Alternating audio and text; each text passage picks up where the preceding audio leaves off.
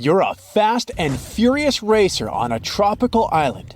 You find a new motorbike online and call the salesman to arrange a test drive. Later that day, you arrive at the meeting point and see two guys with two identical motorbikes. One of them is the seller you spoke with, and the other one is a scammer who wants to sell you a stolen vehicle. Who's deceiving you? Think carefully and feel free to leave your answer in the comments.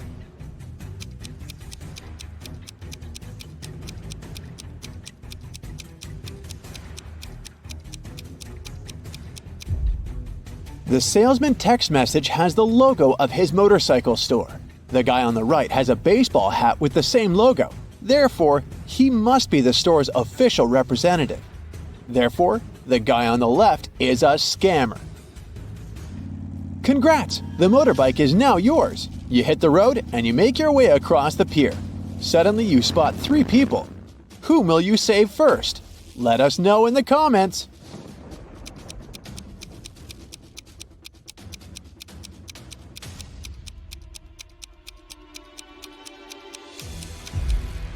The teen is playing with a rattlesnake, which looks pretty dangerous. But luckily, it's not real, see? It has a barcode on the side, so it's just a toy. The lady is about to jump into the sea infested with sharks. But look carefully, she's just posing. Her boyfriend is filming a video. He's the only one who needs to be saved here because he's standing on rotten old wood. It's about to collapse. So he risks ending up swimming with sharks for real. You save the day and continue your ride. Oh no! The main road is closed for repairs. So you only have three options to return to your bungalow. The first route is the notorious mountain spiral road, known for its rockfalls. The second road is flat, but it leads through a jungle inhabited by crocodiles. And the third road is half flooded because it lies through the old cursed swamp. Which way will you choose to stay alive? Don't forget to share your answer in the comments section below.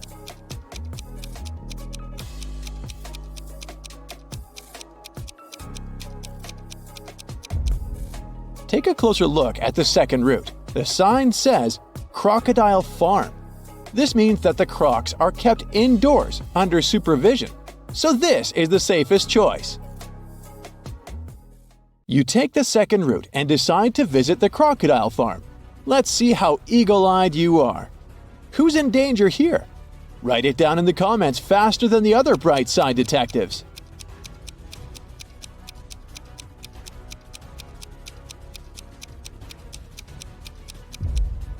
This tourist has crossed the barrier. The tourist's name is Mimi. You help her get out of the barrier safely, but in the process, she scratches her leg. So you bring Mimi to the local hospital. Can you spot anything suspicious here? If you nailed it, please share your answer.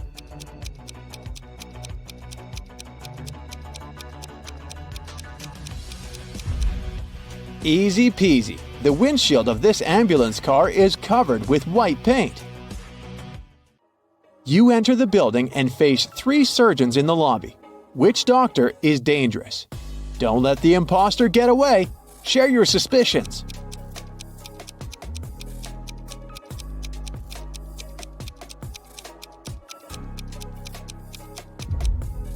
The first doctor is sleeping, but maybe she's just tired after a long shift.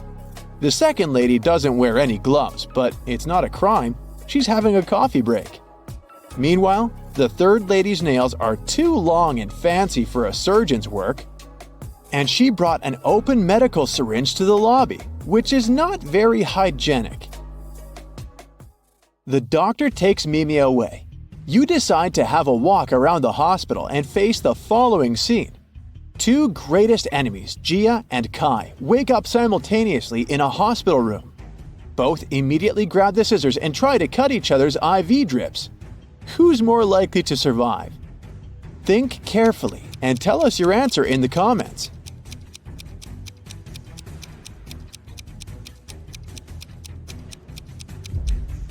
Someone whose drip is cut farther away from the arm has a better chance of surviving. This way, more medicine will manage to get into the body, and our hero will win extra time before the doctors arrive.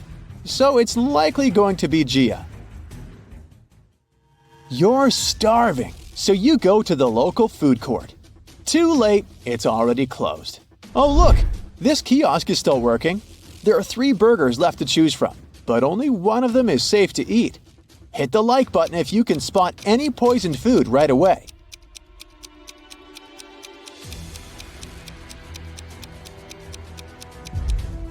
The first burger was cooked 5 days ago, according to its tag. No, thank you. The third one was prepared today, but there's a fly sitting on the meat. Flies can spread diseases. Only the second burger, which is packed in cling film, is a safe option. Does anyone have a better answer? Feel free to share. The next day, you go to the local beauty salon to get a haircut. Unluckily, one of these hairdressers is a maniac. Write your answer in the comments if you can guess who.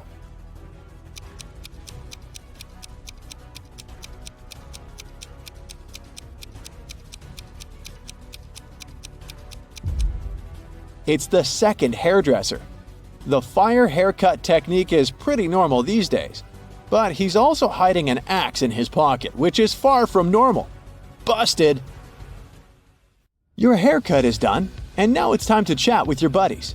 They send you some selfies. Sally is getting ready to skydive. Bobby is taking a yoga class. And Caleb is riding an ATV through a desert. Who's least likely to survive? Give this video a thumbs up if you already know the answer.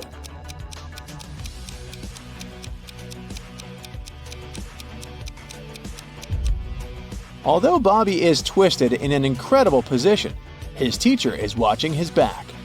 Scorpions are no threat to Caleb unless he gets out of his vehicle. But take a look at Sally's picture. There's lightning in the sky. It's not safe to skydive in a thunderstorm. You're walking in the jungle and find 3 banana palms. One of them is poisonous. Can you guess which one?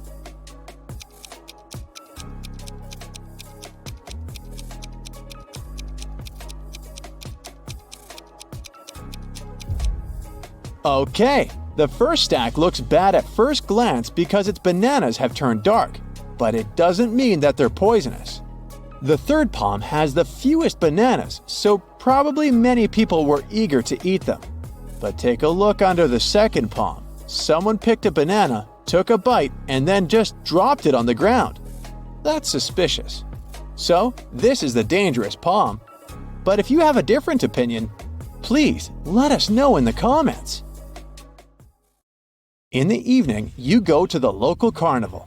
3 ladies want to dance with you, but unfortunately, only one of them is a safe partner. Can you guess who's dangerous? Think carefully, and don't forget to share your thoughts in the comments.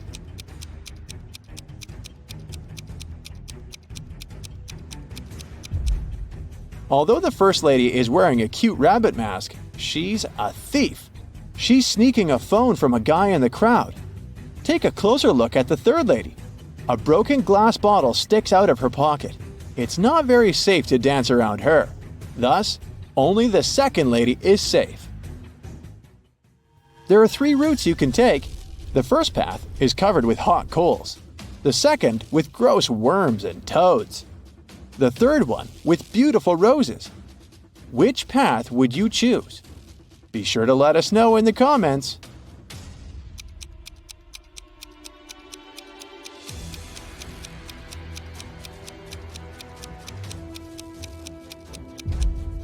Hot coals can burn through your shoes and rose thorns can scratch your skin, so the second path is the best option. These creatures are no threat to humans. These 2 chefs cook over an open fire. One of them is in serious danger. If you already know who, hurry up to be the first to share it in the comments.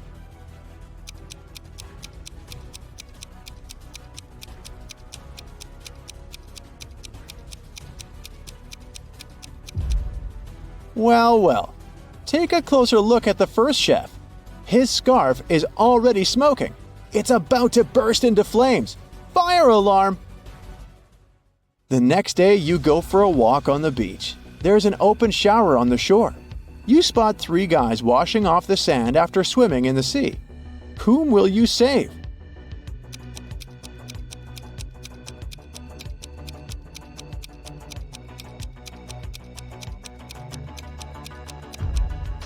The third guy is in danger. Take a look at the bottle he's using to wash his hair. It says bleach. Bad idea, buddy. Hit the like button if you nailed it. On an overnight train in Budapest, Mrs. Celine got robbed. She is a very wealthy heiress and she inherited a diamond necklace from her great-grandmother, which was the exact piece of jewelry that was robbed. She called the inspector to solve the crime. After interviewing most of the passengers on board the train, the inspector narrowed it down to 3 suspects. Mr. Bruges was an eccentric widower, carrying a mysterious bag. Mr. Blue was one of the waiters on the train, carrying his metallic tray around. And Mr. Pearls was a hoarder, carrying lots of suitcases. Take a look at the images and give it your best shot at solving this crime.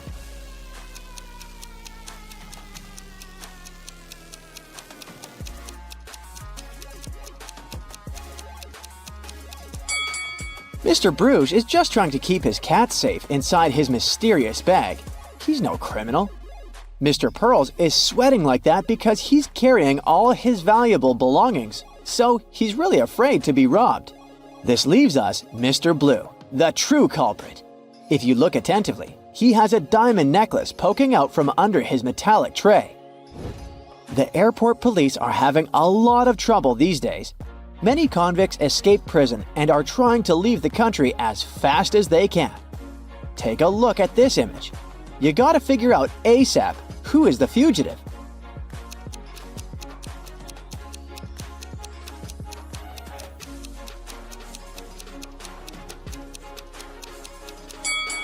It's the lady on the right. Although the woman in the wanted poster is blonde, she must have dyed her hair brown to get through security. But her lips and freckles are exactly the same as in the picture. Tess, Ivy, and Monica are in a pretty bad financial rut. They walked into a local supermarket planning on stealing something. What they didn't know was that there was a police officer watching the cameras at the store. Can you figure out who just stole some chips?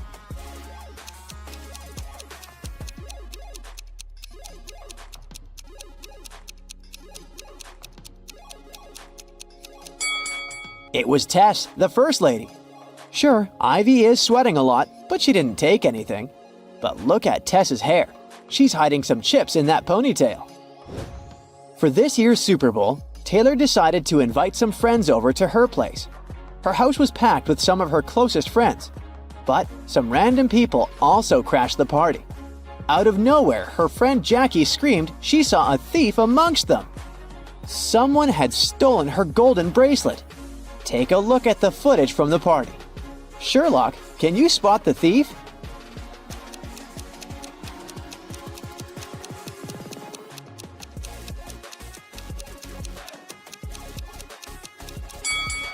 You sure have a good eye if you spot the thief in the middle of the crowd. He was really swift in sneaking behind that woman and stealing her bracelet. Way to go, you! John started his Sunday morning by jogging around the park near his house. When he returned, he found out very unpleasant news. Someone had stolen his car. He questioned 3 of his neighbors. Henry said he had been playing video games for the past 12 hours and hadn't left his basement during all that time. Rosie said she was a gardener and had been planting daisies in the public area all morning.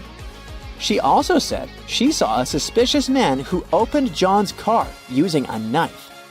Jack said he had seen John's car when he went out for groceries, but when he returned home, it was gone. After listening to the suspects, John immediately knew who had done it. Can you tell who it was?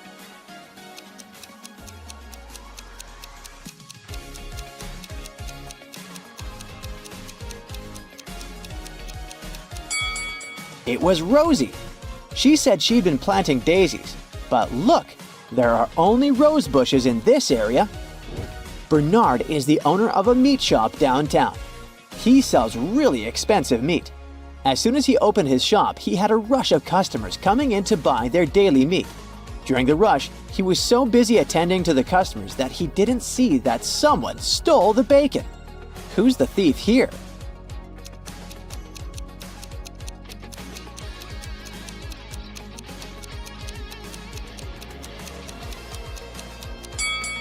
It's the guy in the suit.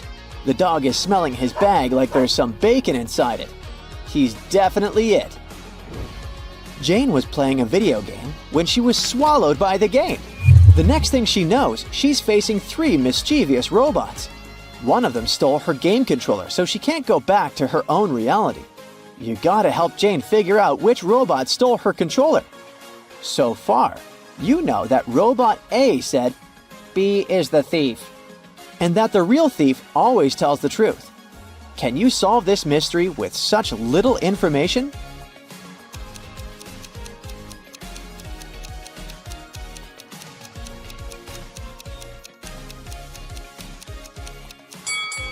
Robot C is the culprit. Let's check it out really quickly. If A was telling the truth, then it would be the thief. But it's impossible because A claims that B is the thief. B is also not the thief since A's claim that B is the thief is a lie. This just leaves us with the last option, Robot C.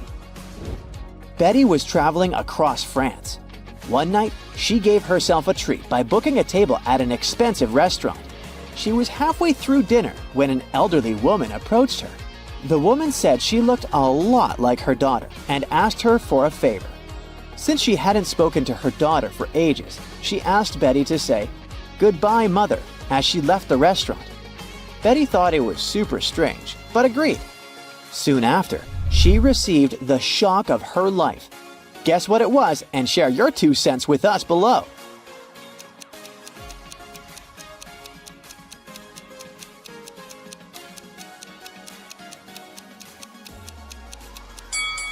Betty was surprised with the bill which belonged to the elderly woman. She had asked the waiter to collect the bill from her daughter. Uh-oh, Betty.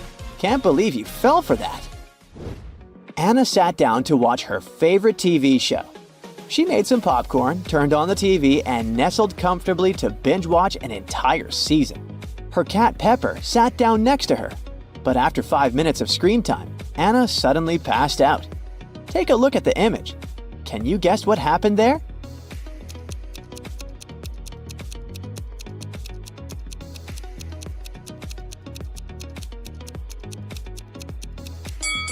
Anna's cat, Pepper, got scared with a loud thump that came from the TV. It jumped on top of Anna and it scared the life out of her. That's why she passed out. The customer was saying that he had ordered soup, while the waiter was saying that he had only ordered tea. Henry saw something that immediately showed him who was lying. Prove to us that you've got the sharpest eye and find out what Henry saw.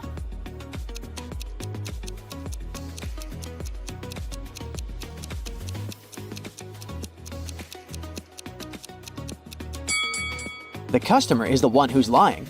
Behind him, there's a huge sign that says the restaurant only serves soup from 1 to 4 p.m. Since it was 8 p.m. in the evening, the waiter would have never accepted the customer's order in the first place. It was a lovely spring morning, so Margaret decided to take her kids to the park for some fresh air. While the kids played in the grass, Margaret decided to catch up on her reading. She left her bag right beside her, next to a stranger. In a few minutes, she noticed the bag was stolen. We need your detective skills here.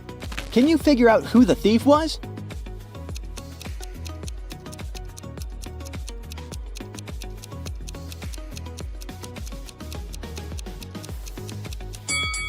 The person came out from the bush behind the bench where Margaret was seated. He was so quick it was nearly impossible to see him. Yikes! Robbie was invited to a typical college party. A lot of his friends were there, but there were also some random people. Out of nowhere, the lights went dark, and before he knew it, Robbie was waking up with a vampire bite on his neck. Take a look at some footage from the beginning of the party.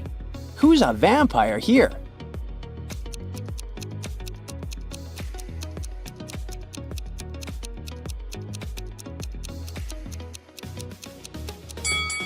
It's the guy on the corner. Look at the mirror. He has no reflection. He must be the vampire. Hannah runs a dance show. She arrived in Finland with the 3 best dancers to perform during the winter holidays. On the first day of the trip, Hannah started to feel really bad and was taken to the doctor. After examining Hannah, the doctor claimed that someone had poisoned the girl. Hannah's manager flew in to interrogate each one of the dancers and find out if they'd had anything to do with what happened to Hannah. Kira said that she and the other girls had left the hotel early in the morning to explore the city. She also mentioned that Hannah had stayed behind to do a conference call in her room. Pam said she had spent the afternoon swimming at the beach, and that when she returned, she noticed Hannah was looking pretty bad. April said she decided to go to the museum all by herself since the other girls didn't want to join her. Hannah's manager noticed the girls' testimonies didn't match, and that it was definitely one of them who'd done it. Can you guess who is the culprit?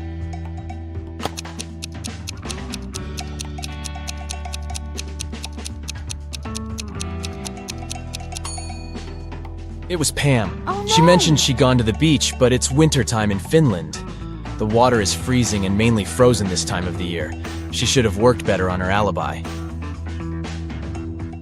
Oh no! Hannah's manager called the police, and they arrested Pam. Kira and April felt bad for their friend, but they still had to put on a show, and now they were a dancer short. The girls decided to look online for a new dancer. They found 3 girls who might do a good job at replacing Pam. Deborah, Lily, and Sally. One of the girls is a perfect match for the trio. Can you guess who?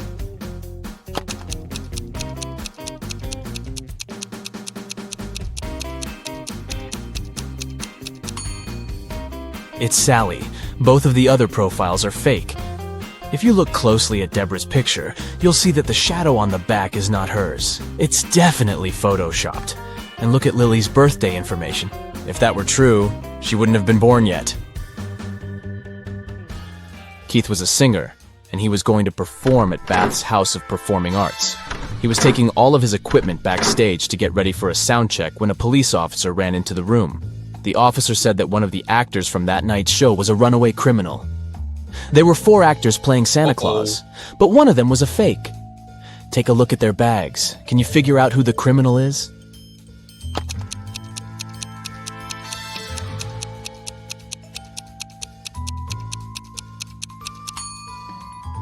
It's the owner of the 3rd bag. Santa never shaves off his beard, and that guy is carrying shaving cream. He must be the runaway. Becky just bought new augmented reality goggles.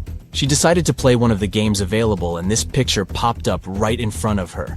These 3 people sure are in some bizarre situations, but which one doesn't make any sense?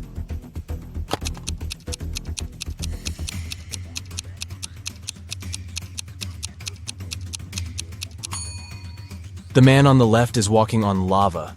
Sure, someone can do that, although it won't last for too long without the right kind of shoes. The man on the right is walking on desert sand, which is fully normal. But the woman in the middle looks like she is walking on burning water. That definitely doesn't make any sense. Felicity was 10 weeks pregnant when she decided to try a new doctor in town. The doctor did an ultrasound of her belly and gladly said, "Ah, it's a boy." Felicity looked confused and said, "No, I'm pretty sure I'm having twins." The doctor was the one that looked confused after Felicity's answer. Take a look at both women. Can you tell who's right?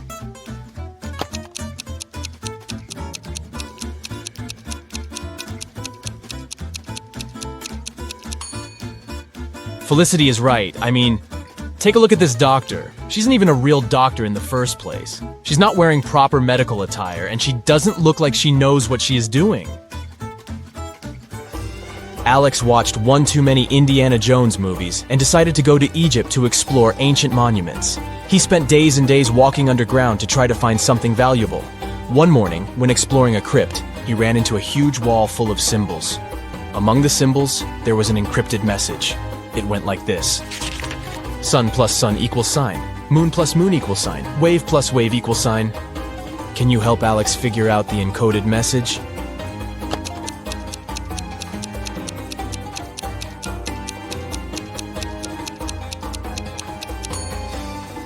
This is not an easy one, but here's how it works.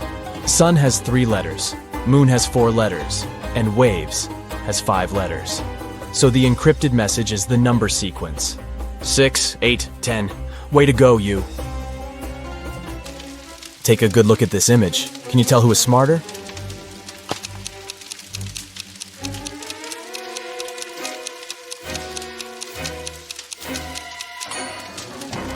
Let's see. There's a part of the house on fire, so ice would be a bad way to try to extinguish it. You would have to wait for the ice to melt into water. But during that time, the fire just grows. Liquid water is the best medium for rapid extinguishment, so the person on the right looks like they know what they are doing. Aura had been searching for the entrance to Bythia, a hidden city inside a mountain, for ages. She searched the 7 seas and the 7 lands until she finally found a hidden door, guarded by 3 ancient creatures. She asked them if this was the entrance to Bythia, but they wouldn't say a word. Finally, the wise owl said she had to give a correct answer to a riddle from each creature, and only then they would tell her about Bythia. The wise owl said, "I have branches, yet I'm not a tree. I have a bank, yet I hold no money. What am I? Can you help Aura out?"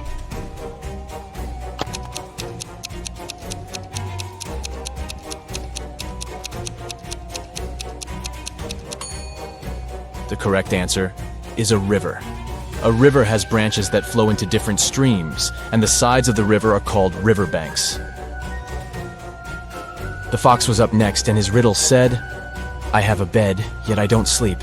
I have a mouth, yet don't eat. What am I?" Aura took a while to figure this one out, but she got it right. Can you guess what she said?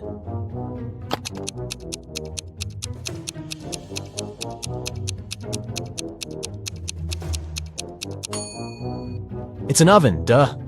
Pretty obvious now that you think of it. Up next was the deer. He said, "I have a face, yet no eyes to see. I have a tail, yet no ability to wag. What am I?"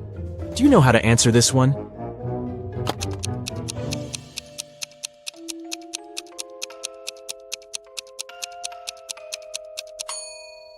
It's a clock. A clock has a face with numbers but no eyes. And it has a tail that we call a pendulum, but it doesn't wag like an animal's tail. The wise owl opened the door and showed Aura that there were 3 pathways leading to Bythia. She should choose the correct one, otherwise she would get stuck in this in-between place forever and would never be able to get out. Take a look at the pathways. Which one should Aura choose to complete her journey?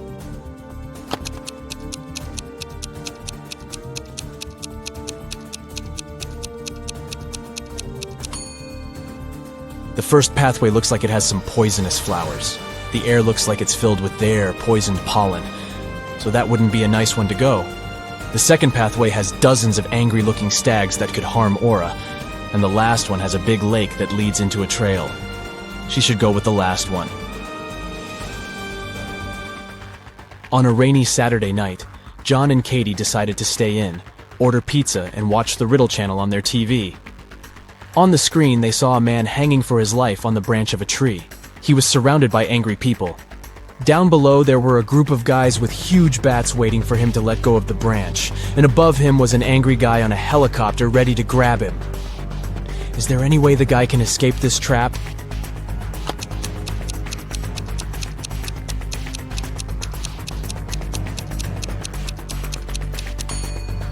He should throw the bat that's in his pocket to the floor, aiming at the group below him.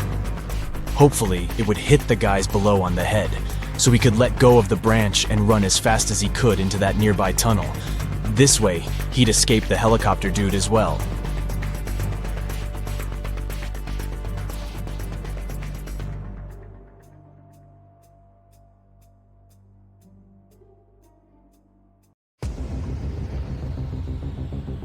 Matt buys a new house. In the basement, he discovers 3 signed boxes and a note. It says that one of the boxes contains $1 million. The 2 other boxes are empty, according to the note. Only one of the 3 messages written on the boxes is true. On the first box, it said that the cash is not there. The second box has a similar message: the cash is not here. And the third box says that the cash is in the second box. If you were Matt, which bag would you choose?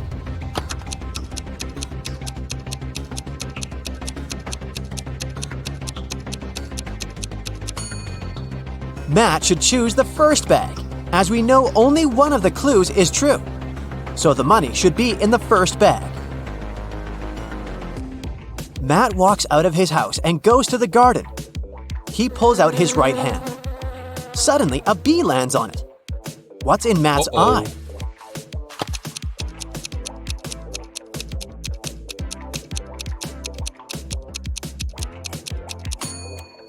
Beauty. Why? Because beauty is in the eye of the bee holder.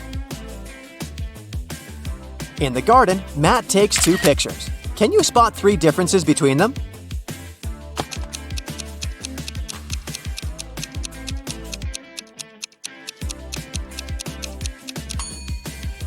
Here they are. Matt returns home and figures out that someone has broken into his house, and the thief has just left. How did Matt figure this out?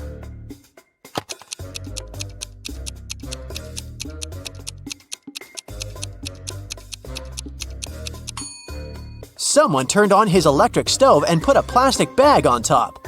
The plastic is only half melted, so the thief must have left a few seconds ago. Matt goes to his favorite vegan restaurant as usual on Fridays. He orders a slice of pizza, puts it on a table, and leaves for a couple of minutes to wash his hands. Then Matt comes back and finds out that his pizza is gone. He interrogates 3 customers nearby. Harold says, "I'm not hungry, so I didn't even look at your food. I came here for the sake of coffee." Bella says, "I was having a video call with my boyfriend. He lives in another country, so we go on virtual dates every Sunday. Distance is so exhausting." And Anna says, "I was taking pictures of my food, so I didn't look around. You can check them out if you don't believe me." After hearing about what they had to say, Matt knows for sure who's a liar. What about you?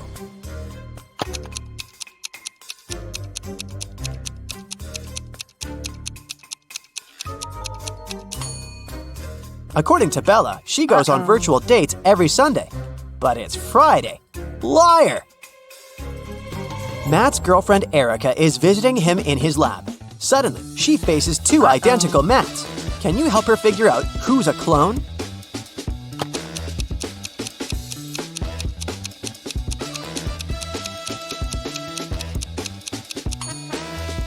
The guy on the right has a scar on his arm. Meanwhile, the clone doesn't have any because his skin is brand new. Matt goes to the mall and buys a bat and a ball for $1.10 in total. The bat costs $1 more than the ball. How much does the ball cost?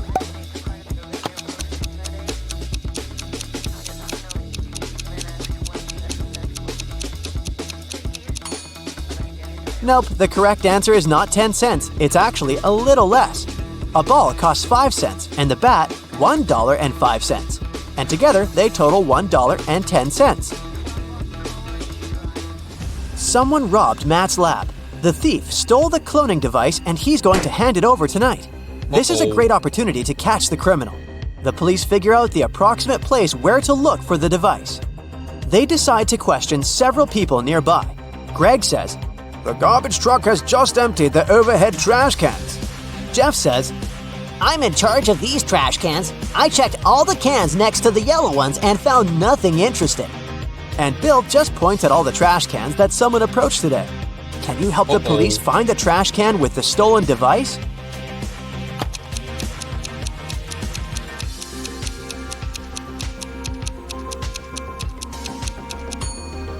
First of all, we need to calculate the top cans. And now let's check all the remaining trash cans which people were approaching.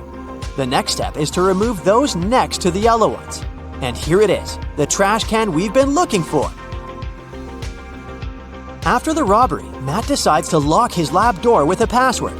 There are 4 buttons with different images: orange, banana, apple, and tomato. Can you guess which button opens the door?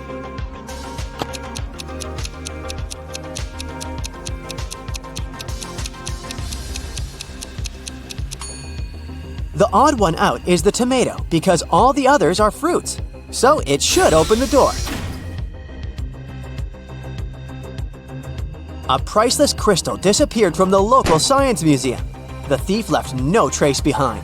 After analyzing the museum's security cameras, Matt invites 3 suspects for an interrogation. The security guard says, "I only left my post once during lunchtime. I can swear that the crystal was still there when I came back." The museum curator says, "I spent the day guiding a tour of foreign scientists. They came to see the crystal at the beginning of the tour. It was still shining bright in its place." One of the visitors says, "I only popped in for a quick visit. I didn't even pass through the room where the crystal was kept." After hearing their stories, Matt knows for sure who the thief is. What about you?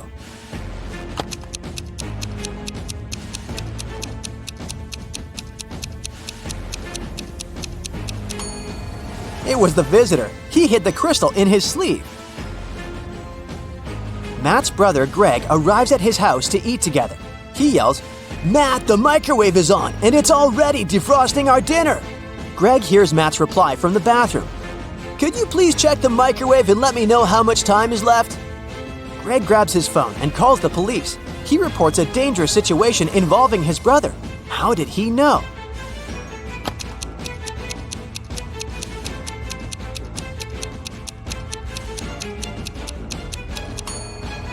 Greg is blind, so his brother would have asked him to look at the microwave because Matt knows that Greg can't see.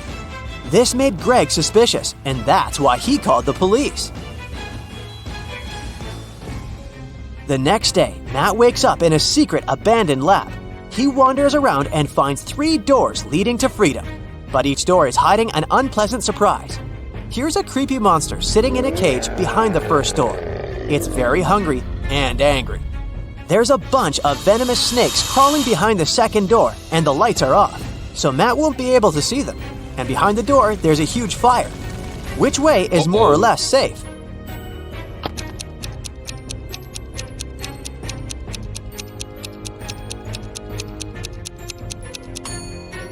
He should choose the first door. The monster is in a cage, so Matt can just pass by and escape.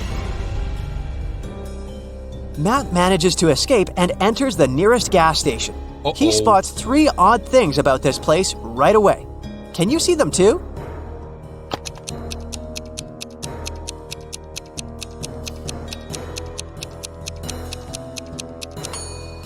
The poster with the engine oil advertisement offers a 0% discount. The cashier has an octopus tentacle instead of hands. See this package of chips? It says they have the flavor of spiders. That's weird. The cashier agrees to help Matt get home if he manages to solve his riddle. I came first on Earth, but second in heaven. I also come twice a week, but I'm found just once a year. I stay away for months, but you can find me in February. What am I?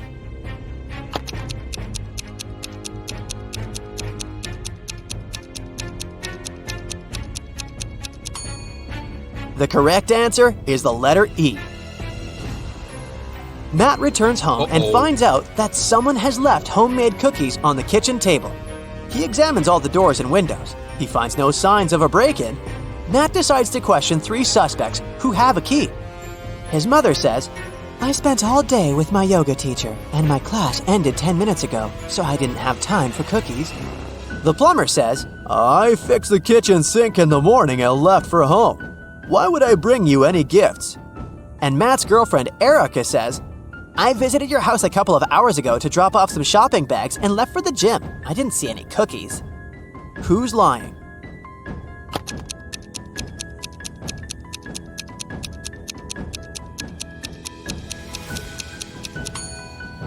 The plumber.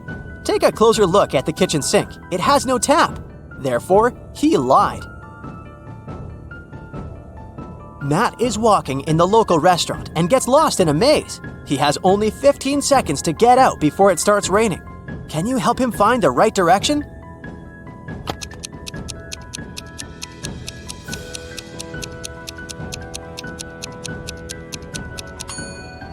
Ready to see the answer? Here's the correct route.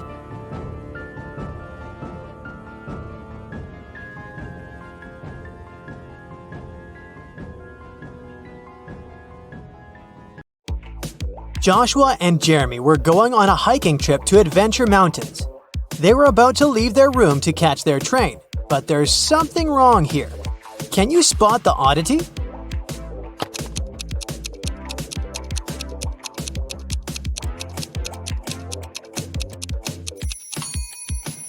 Well, they're going hiking, but Joshua is wearing shiny business shoes. Those will be too slippery on the mountains.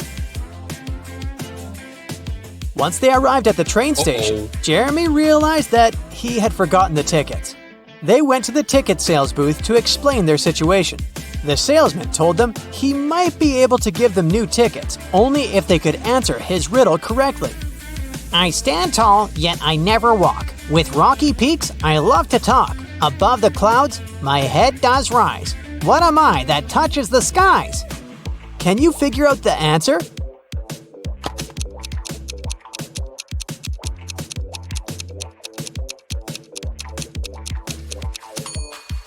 It's a mountain. During the train ride, Joshua and Jeremy were enjoying the beautiful scenery from the window. But then, suddenly, Jeremy screamed. Can you tell why?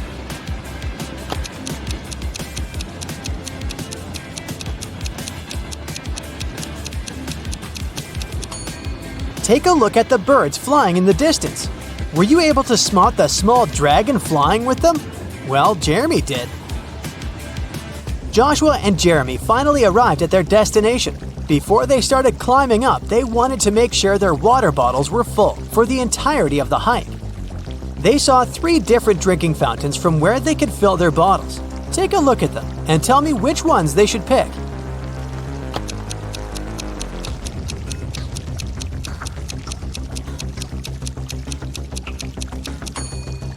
If you look closer at the first fountain, you can see a snake's tongue sticking out in the water flowing from the fountain tap. That's gross. And the second fountain's water has a slightly yellow hue. That's a no from me, so they should pick the third fountain. Jeremy and Joshua were finally ready to begin their hike. There were 3 different hiking trails they could follow. They wanted to choose the longest trail to be able to spend more time on the mountain. Take a look at the hiking trail map. You have 10 seconds to tell me which trail is the longest.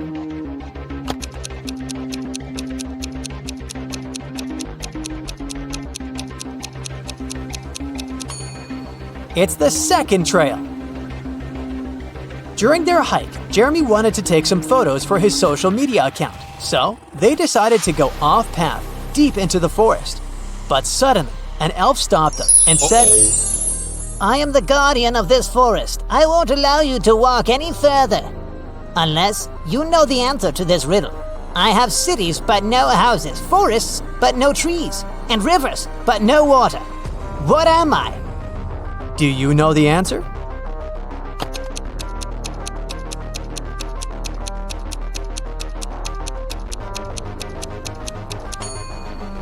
It's a map. It became dark before Jeremy and Joshua could get back on the hiking trail. They decided to spend the night in the forest just in case. Can you help them pick which tree they should build their tent under?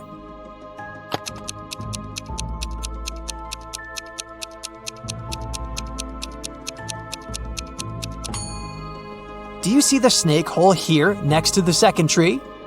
The consequences would be disastrous if they built their tent above it. And as for the third tree, there's a bee's nest on one of the branches, so it wouldn't be wise to pick that one. That's why they should pick the first tree. After completing their adventure and returning to their hotel room, Jeremy and Joshua started comparing the photos they had taken. But Joshua noticed that there were 5 differences in the photos they took at the same place. Take a look at them both here. Can you spot them?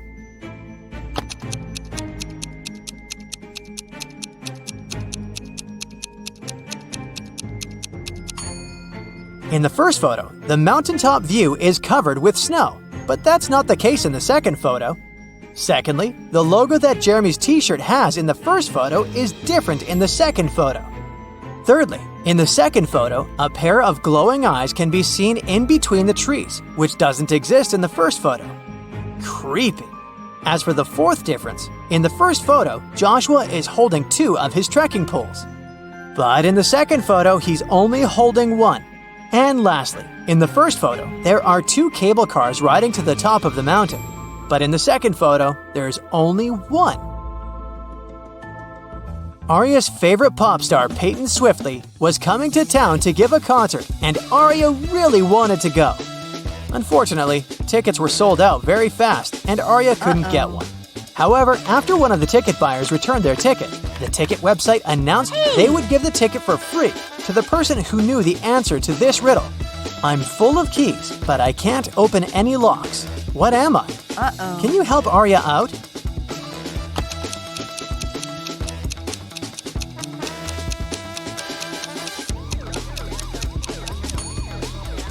The answer is a piano. Elsa was working at the HR department, and she was going to interview 3 candidates for the company's project manager position. But as soon as Elsa greeted them, she noticed that one of them was not human. Can you tell who?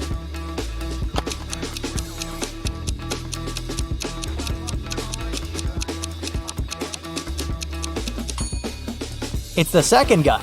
He's not blinking at all. 2 pregnant ladies attended the pregnancy yoga class at the gym. But as they were preparing for the class, the yoga instructor noticed that one of them was actually a robot working undercover to study humans. Can you guess who?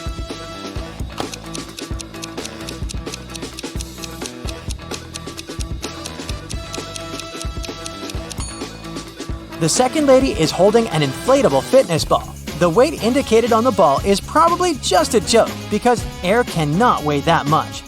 Meanwhile, the first lady broke the scales. She's very petite despite being pregnant. If she was a human, her weight wouldn't be able to break these scales. Brandon finally convinced his dad to give money to him to go camping with his friends, with only one condition. He wanted Brandon to send him a photo from the camping trip every day.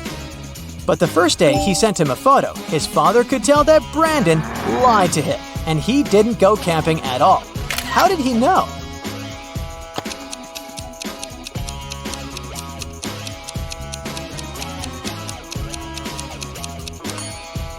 Brandon clearly photoshopped himself because everyone else in the photo has shadows, but Brandon doesn't. It was Annabelle's mother's birthday, and she wanted to place a secret gift in her mother's office as a surprise. But when she arrived there, unfortunately, the office door was locked. But luckily, her mom was kind of forgetful, and that's why she left a note with a hint for herself. Take a look at it. Can you figure out the combination?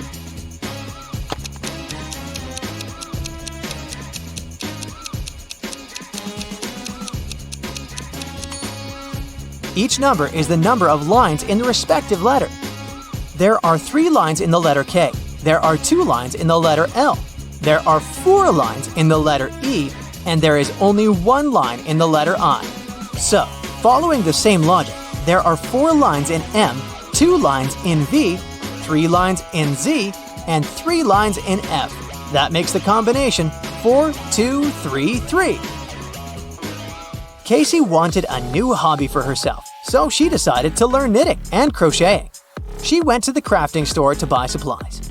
For her beginner's project, she needed to buy a green yarn, size 7 knitting needles, and a pattern book. Take a look inside the store. Can you help her find all these items?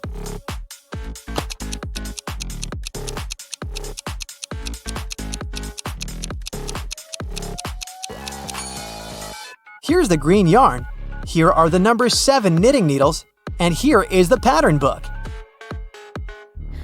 Jackson went hiking in the woods, but when his cell phone ran out of battery, he couldn't use his navigation and got lost. He walked for hours and started to feel exhausted and hungry. Luckily, he finally came across a farmhouse with lots of apple trees. He wanted to pick an apple and rest there while he ate it. But then, suddenly the owner of the farm stopped him and said, "This is private property. You're stealing my fruits. But I'll let you eat that apple if you can answer my riddle correctly. I can fly without wings. I can cry without eyes. Wherever I go, darkness follows me. What am I?"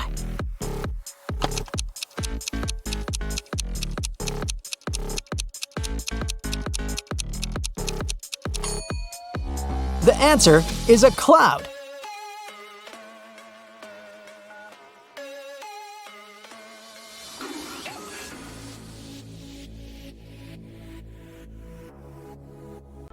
Daisy returned home and noticed that someone had broken into her apartment and stolen her diamond necklace.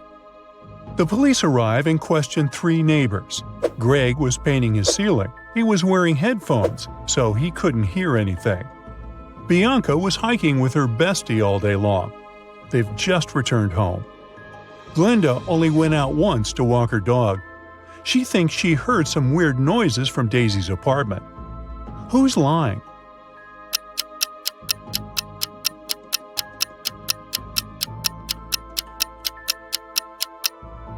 Greg, take a look at his ceiling. Does it look freshly painted? Busted.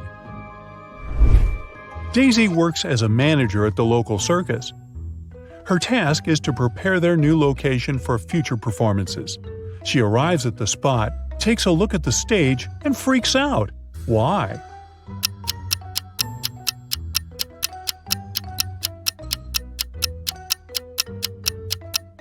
Take a closer look at the sign. It says citrus instead of circus. Daisy goes to her favorite cafe to have lunch. There, she sees these 3 people. One of them was poisoned. Can you guess who?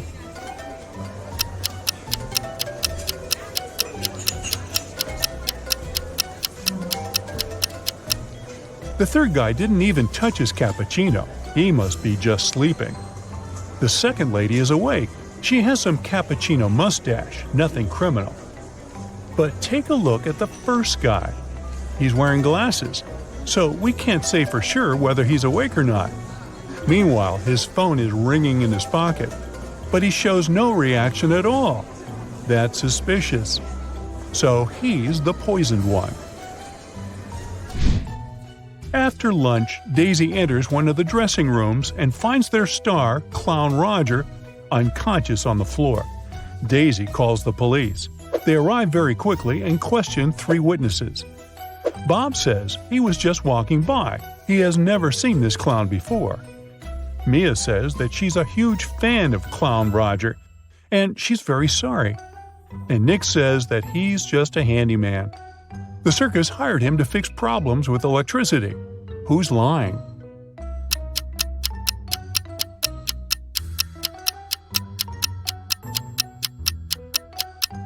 Bob. He said he had never seen this actor, but he's wearing a t-shirt which has a print of Clown Roger's face. So Bob must be his crazy fan. Daisy visits another star of the circus, Dave. He's a talented acrobat. Dave has just received a mysterious basket of candies with a letter. The sender is unknown. The letter says, "Dear Dave, thank you very much for your talent. I really like you. Let's go out sometime. Best wishes." There's no name on the letter. Dave has no clue who it could be from. Luckily, there's a short little riddle. 3rd of August, 4th of February, 2nd of May, 3rd of December, and 6th of October. Can you help him crack the code?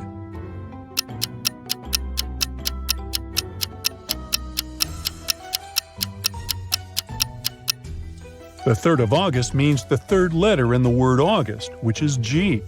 The 4th letter of February is R.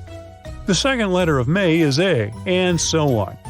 So the name of Dave's secret admirer is Grace. The circus company throws a corporate party. They ask all employees to wear some Halloween costumes.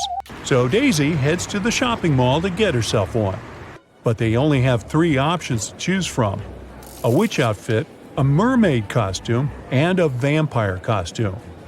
Can you help her make the best choice?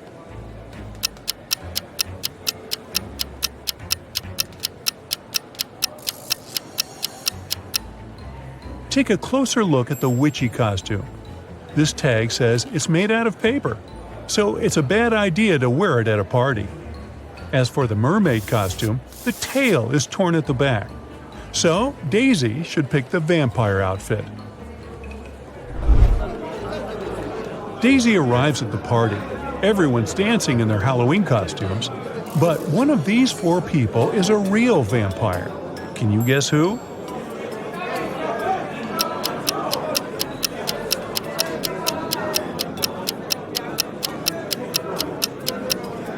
Let's see. The guy on the left is drinking something red, but he has a shadow, so he can't be a real vampire. The second lady looks pretty creepy, but if you look closely at the mirror on the wall, you'll see her reflection, so we can exclude her. We can also see the reflection of the fourth guy in the mirror. Only one lady is left, so she must be the real vampire. Daisy's town has an old haunted museum. Daisy and her friends decide to spend Halloween night inside the museum to have some spooky time. As the clock strikes midnight, the portraits hanging on the walls of the museum come to life. A portrait of a lady starts screaming for some help. She tells Daisy that the former employees dare to make a fake version of her portrait, and she wants Daisy to destroy it. But Daisy takes a look at the fake portrait and spots 3 differences from the original. She assures the lady that it can't hold a candle to the original. Can you spot them too?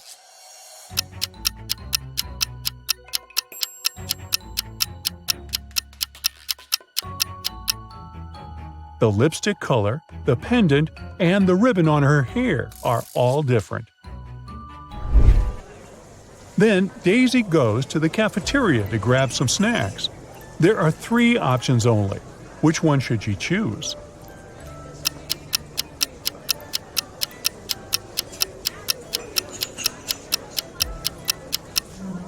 Take a look at the date that's written on the potato chips bag. According to it, the chips expired in 1924, so that's a pass. The small note below the ice cream says it's earwax flavored. Nobody wants to taste that. So Daisy should pick the popcorn. Daisy keeps on walking and comes across a building. There are 2 ladies in 2 different apartment windows. Both seem to be busy with household duties, but one of them is dangerous. Can you guess who?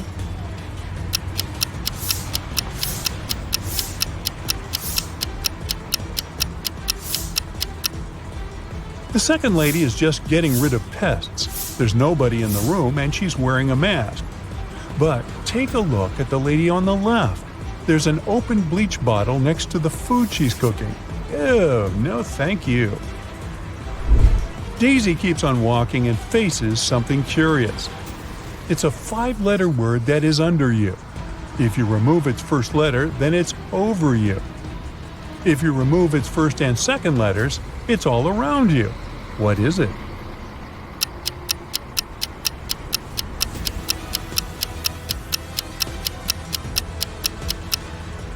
It's just a chair. The next morning, Daisy arrives at the circus. She finds out that Dave was kidnapped by a mad scientist. He locked Dave in his lab in one room and put a zombie in another room. Daisy arrives at the lab to rescue Dave. She sees these 2 doors with 2 signs. Only one of them tells the truth, and another one lies. The sign on the first door says, "Dave is here and the zombie is in the next room." And the sign on the second door says, "The zombie is in one room and Dave is in the other." So, where's Dave?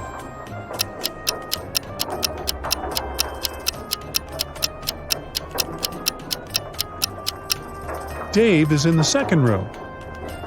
If door 1 tells the truth, then door 2 is true too. This is contrary to the terms of the game. Daisy rescues Dave. They escape through a long corridor together. Soon the corridor splits into 3 tunnels. They are signed West, East, and South. The pair also see some weird inscriptions on the wall. Which corridor should they choose?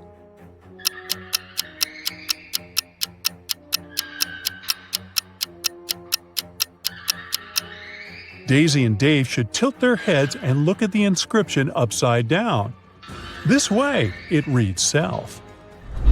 The guys keep on walking and find a door, but it's locked. They need to enter a 4-digit password. Luckily, there's a hint nearby. It's a note that has 4 images. Can you help Daisy and Dave crack the code?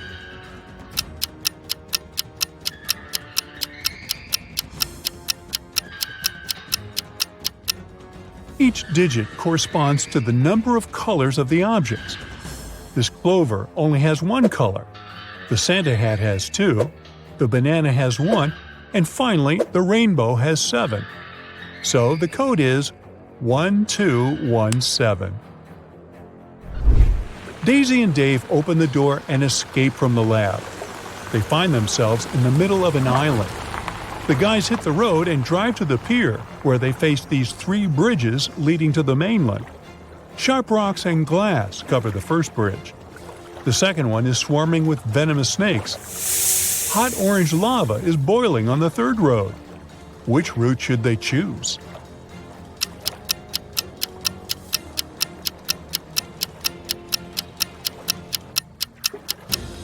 They're driving an open-top car, so it's dangerous to choose the snakes. The first bridge will destroy their tires, so they should pick the third route. The ocean will soon cool the lava down and turn it into stone. A mysterious, daring thief committed a series of bank robberies in the city. The criminal is acting with a unique style. He leaves enigmatic pictures with 2 symbols at each crime scene. Detectives are confused. But thankfully, a police dog helps them track traces and leads them to an old house in a creepy neighborhood. The detectives find 3 suspects, but each of them has a strong alibi. Mr. Wildrose says, "I was busy celebrating my birthday with friends." Mr. Showberry says, "I was visiting a nighttime art exhibition, but unfortunately it wasn't allowed to take pictures inside." And Mr. Greenman says, "I had to stay home because I was sick. My mother was taking care of me, so she can verify my words." Can you spot the thief?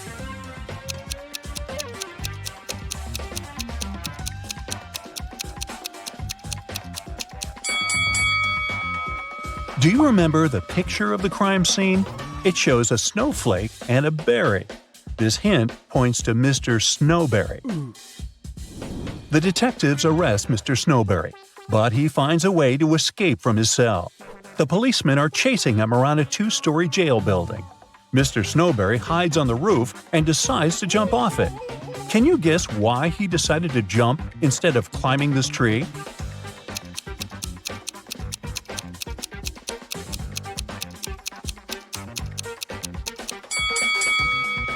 If he climbs the tree, he'll disturb these birds. They'll fly away and the police will notice him. Mr. Snowberry jumps and blacks out. After a while, he wakes up and finds himself locked in a small room. Mr. Snowberry looks around and finds a door. He tries to open it, but it's locked. He notices 3 buttons on the door. There's a circle on the first button, a triangle on the second one, and a square on the third button. He doesn't know which one he should press to unlock the door. Luckily, he finds a note with 3 numbers, 12, 4, and 8.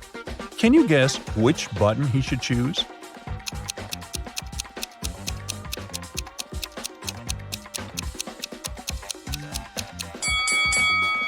There's a clock right above the door, and it's here for a reason.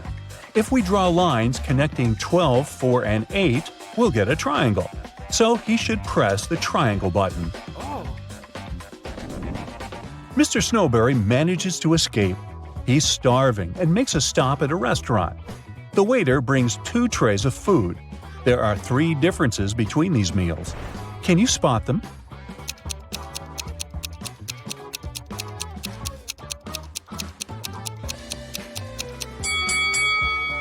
Ready to see the correct answer?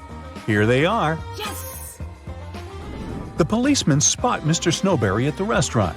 They begin to chase the criminal, and he hides in this street. Can you help them find Mr. Snowberry?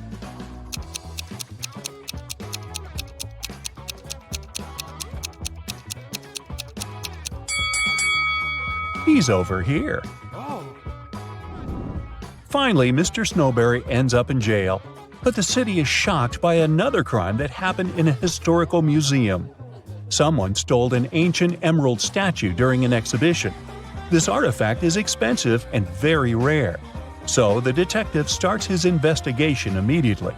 He finds 3 suspects who were standing close to the crime scene, but each of them denies any involvement in the theft. Jeff says, "I was recently released from prison. I'd like to recover my reputation, so I avoid any trouble with the law." Peter, who claims to be a writer, says, "I would never risk my reputation for the sake of some stupid statue." And Frank says, "Sir, I'm a billionaire. I have enough money to buy this entire museum." Who is lying?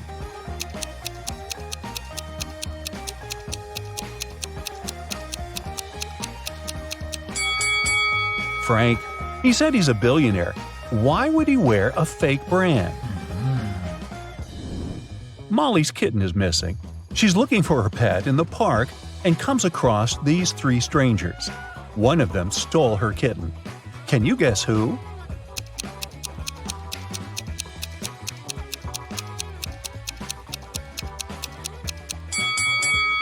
The first lady is just holding a bag with a toy cat.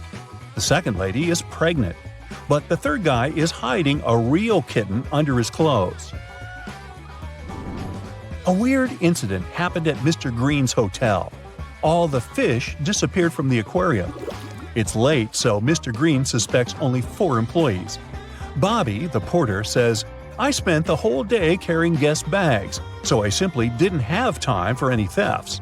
The cleaner, Amy, says, "When I arrived at work, the aquarium was already empty." The waiter, Harry, says, "I was working all day, so I didn't walk near the aquarium." Meanwhile, Mary, the manager, says, "I don't like fish at all. I prefer dogs."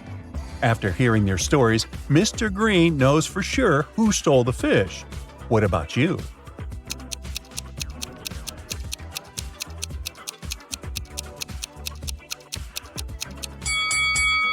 Take a look at the puddle on the floor. Seems like Harry has recently gotten soaked, probably because he was trying to catch the fish from the aquarium. Oh no! Lauren checks into Mr. Green's hotel.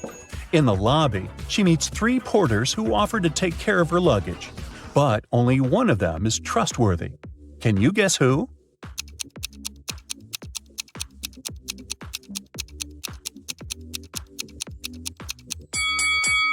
The first porter wears 2 watches, one on his left hand and one on his right. The left watch is too big, so it's probably stolen. Really? It's not safe to trust your luggage to a thief. And the third porter is a ghost. His feet don't touch the ground. Therefore, Lauren should trust the second guy.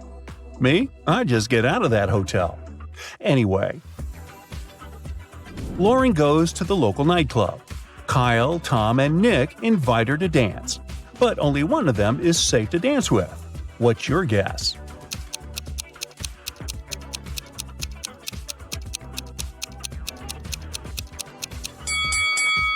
Tom wears a leather jacket with sharp spikes. Oh. He can accidentally scratch Lauren while dancing.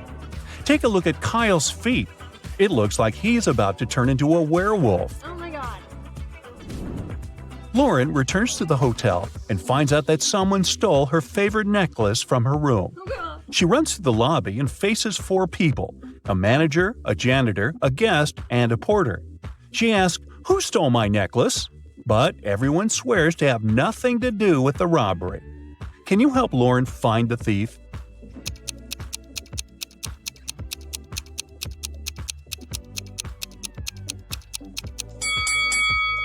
It's the manager.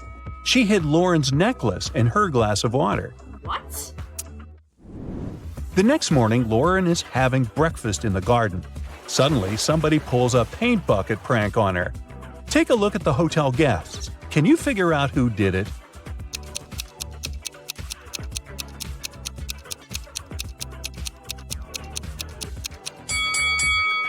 It was definitely the first guy. There are paint stains on his pants, and the color matches the prank paint perfectly.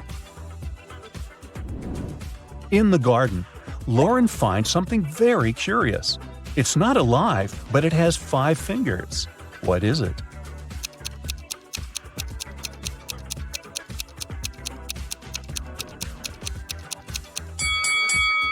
A glove.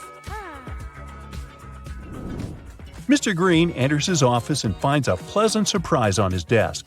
Someone brought a huge box of his favorite chocolates. Yes. Mr. Green questions his employees, but everyone swears to have nothing to do with the gift. The cleaning lady, Glenda, says, "Sir, I haven't entered your office room yet. I was too busy cleaning the bathrooms." The hostess, Holly, said, "I entered your room 2 hours ago to bring some documents. I didn't notice any chocolates." And the manager, Kara, said, "Wow, I had no idea you like chocolates. I started my shift 30 minutes ago and I didn't leave the lobby." Who's the secret admirer? Can you guess?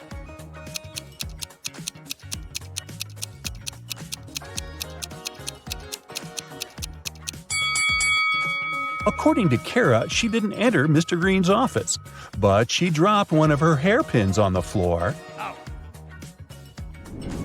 Mr. Green invites Kara for lunch at the local buffet. There are 4 meals that they can enjoy: pizza, pasta, salad, and sushi. However, some of these meals are not safe. Can you figure out which ones?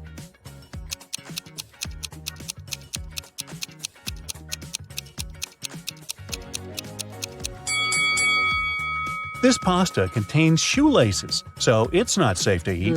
And there's a bee sitting on the sushi. It can sting, so this option isn't safe either. Lauren goes for a walk in the forest. Suddenly, she sees a weird cave with mysterious lights. Oh my god. She enters the cave and gets teleported to a parallel universe. Can you help her spot the difference between this reality and the normal world?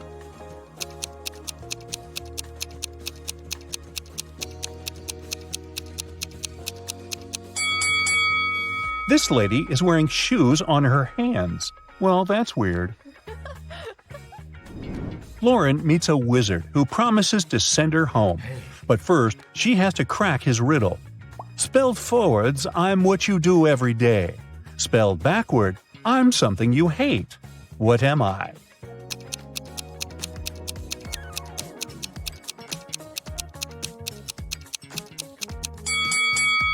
If we spelled live backwards, we'll get evil. So the correct answer is live.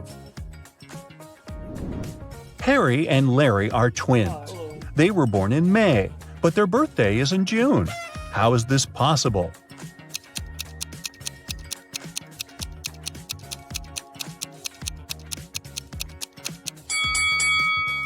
Well, it's possible because May is a town. Gotcha. Now, Harriet here was a witch's apprentice.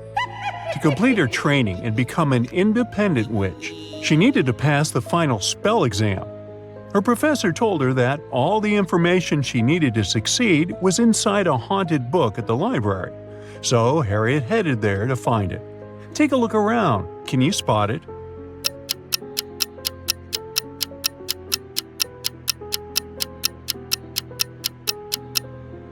Sure, all the books look old and creepy. It's a magic library after all. But only this one's pages are flipping on their own. It must be the haunted one. As soon as Harriet touched the book, a furious ghost came out of its pages and yelled, "How dare you wake me up from my peaceful slumber? Answer me this, or I'll show you horrors that'll make you wish you were a ghost too. I dance on graves when no one is watching. My steps silent and my breath cold. What am I?"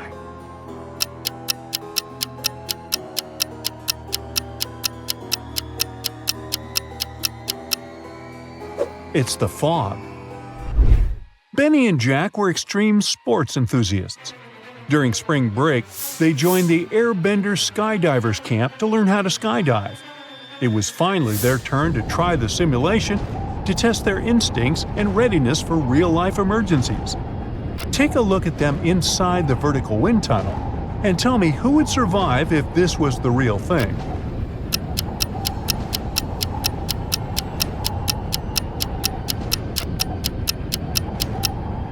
Even though Benny is blindfolded, it would be he who would survive, because Jack here forgot to wear his parachute.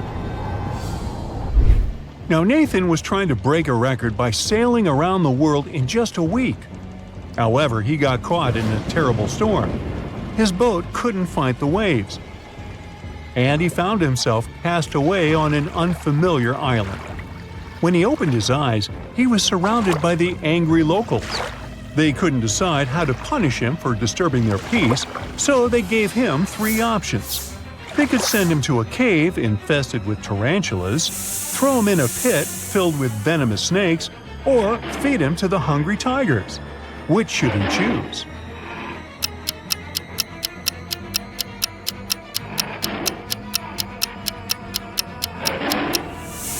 He should choose the tarantula cave because although it might be gross to feel their hairy legs on you, they are harmless to humans, most of the time. Zelda found herself trapped at the top of a wizard's tower. She discovered 3 ropes leading out of the window down to the ground. Which rope should she choose to escape?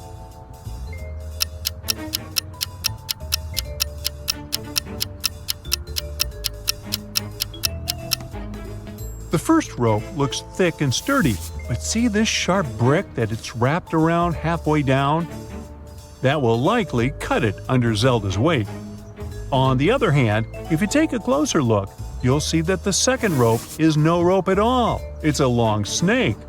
So that leaves her with the first rope. Just as Zelda was about to climb down the rope from the wizard's tower, a prince back on the ground yelled and told her to be quick, or else she would be caught by the wizard. How did he know?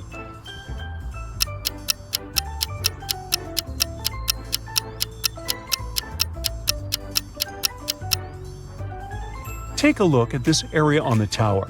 There's a gap where a brick should be, revealing an eye watching outside from within the tower.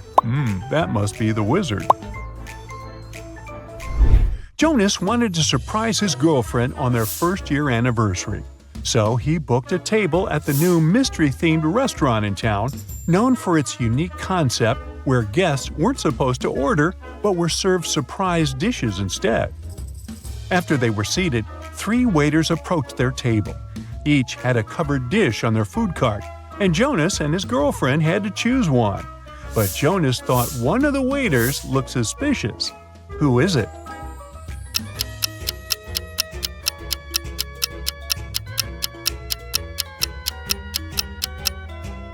The second waiter may have red stains all over his shirt, but he probably got them from a hot tomato sauce that is here on the second row of his food cart. The third waiter is not wearing regular waiter clothes like the other 2, but look at the dry cleaner's receipt peeking through his pocket. He just left them there. Do you see the weird green slime leaking through the first waiter's tray? Now that looks poisonous. Professor Benedict was teaching the architectural design class at the country's most prestigious university. Rumors had reached him that a student within the civil engineering department was cheating their way through exams without ever leaving a trace. He was determined to catch whoever it was on the first day of the final exam of his class. Take a look at all the students. Can you spot the cheater?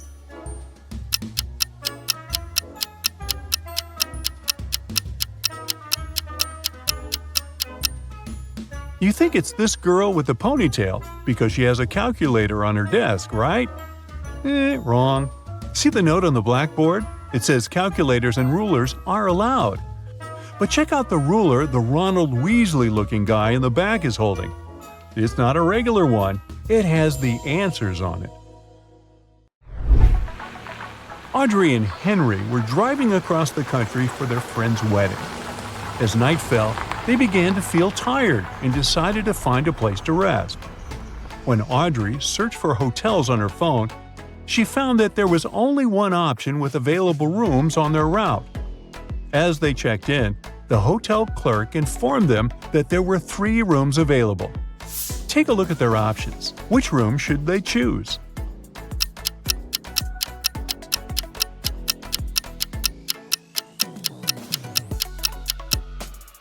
The first room has a leak in one corner of the ceiling, which is an immediate deal breaker. And check out the wardrobe in the second room. One of its doors is slightly open, and through the gap, you can see eyes peeking out. Somebody's hiding in there and watching the room. Ew, creepy. So they should choose the third option. Max went deep-sea fishing, aiming for a big catch. Things were great until he hooked a huge monstrous fish that just wouldn't let go. During the struggle, he lost his balance, hit his head, and fell overboard. The current swept him to a deserted island where he found a boat, a raft, and a hot air balloon as potential escape options. Which one should he choose?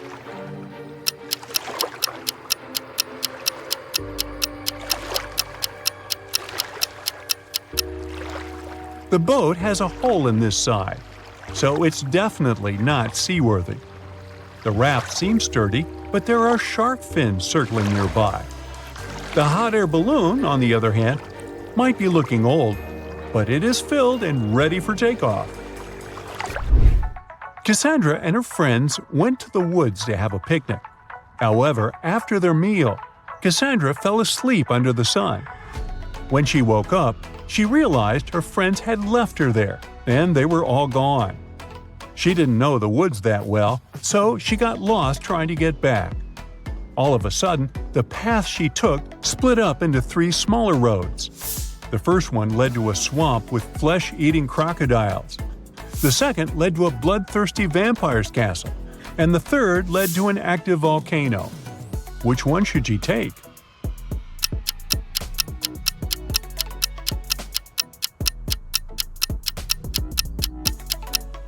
She should pick the second path, because take a look at the sky. The sun is still up and shining bright, so the vampire can't hurt her. After leaving the vampire's castle safely behind, Cassandra found herself in the dampest, darkest part of the woods. Suddenly, she spotted something strange. Can you see what that is?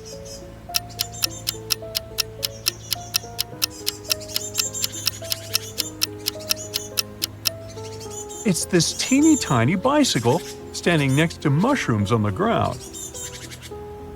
As Cassandra took a closer look at it, she noticed that the mushrooms had even tinier doors and windows. When she yelled, "Hello!" a fairy greeted her and said, "I see you're a lost traveler. I'll magically teleport you if you answer my riddle. What has roots that nobody sees, is taller than trees, up it goes, yet it never grows?"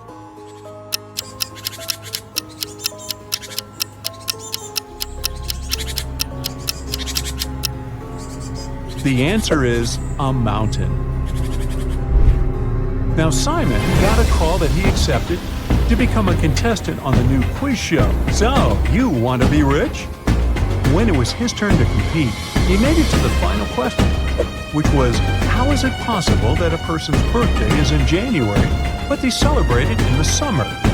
Can you help him win the grand prize?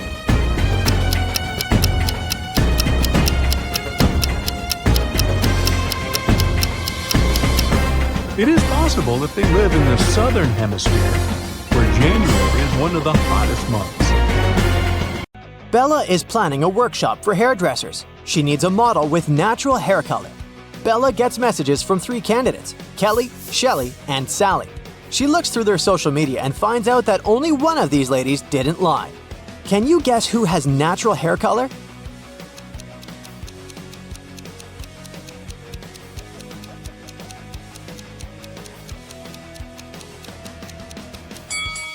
Kelly has gray roots, so she dyes her hair. Shelly has yellow blonde hair. It looks pretty natural, but it proves nothing. Meanwhile, Sally has red hair, and she has family pictures that show that her parents and siblings have the same hair color. So, Bella should choose Sally. The next day, Bella goes hiking with her friends, Jeff and Kim. They're hanging out on a high rock. Can you spot who's in danger?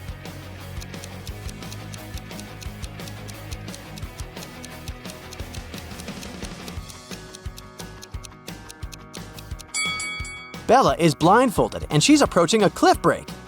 Jeff is digging with a shovel, but there are electrical wires underneath. And Kim is just trying to feed a squirrel, but everyone is in danger.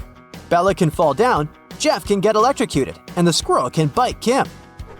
Bella enters a cave to take some pictures, but suddenly an earthquake occurs. The exit is now blocked with stones. Bella looks around and finds 3 passages leading outside. There's a hungry wolf inside the first tunnel. The second passage is filled with toxic mushrooms. Just one bite can be fatal for any human.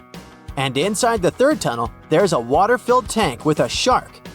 Which way is more or less safe?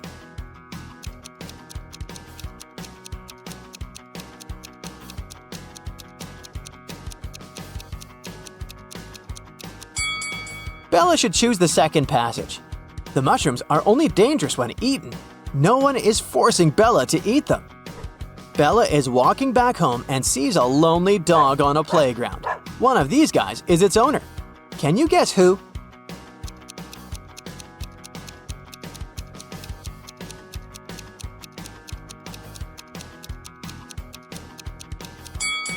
The dog belongs to the second guy. He's skimming a newspaper to be able to look after his dog. Also, he's holding a collar that matches the dog's size. Meanwhile, another man is scrolling his feed on the phone and pays no attention at all.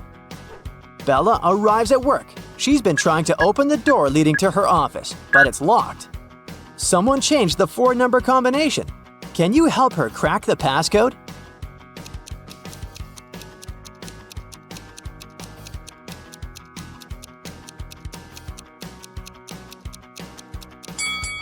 There's the word hide written next to the door. If we replace each letter with its serial number in the alphabet, we'll get the code 8945.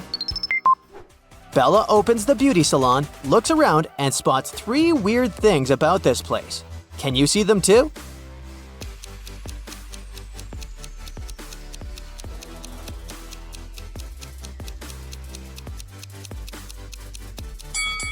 The mirror doesn't reflect reality. There's a spoon in this box of combs, and this unplugged hairdryer is working.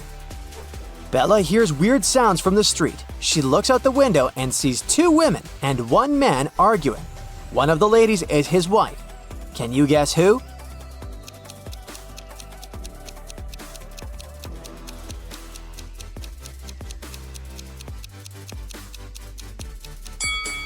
The man and the lady in a yellow shirt have matching rings. Therefore, she's his wife. 3 clients arrive at the beauty salon and ask for old-fashioned hairstyles. Bella takes a look at them and spots a ghost right away. What about you?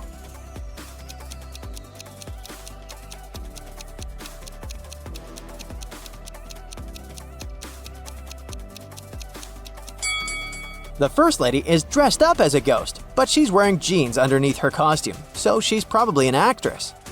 The third lady looks like an ordinary person with conservative tastes. But take a closer look at the second lady's feet. They don't touch the floor, so she's the ghost. Bella goes to the nearest store to buy some food for lunch.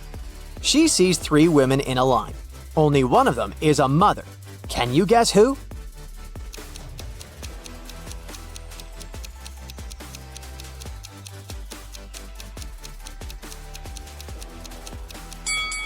The first woman has a cart full of goods including diapers, but the size is big, so they're for elderly people.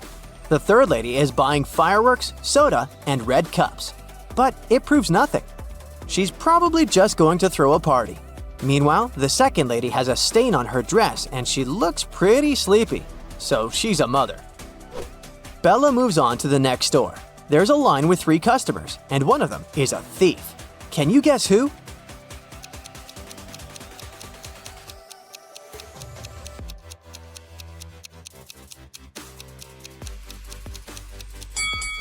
The third guy is wearing an oversized sweater, but he's innocent.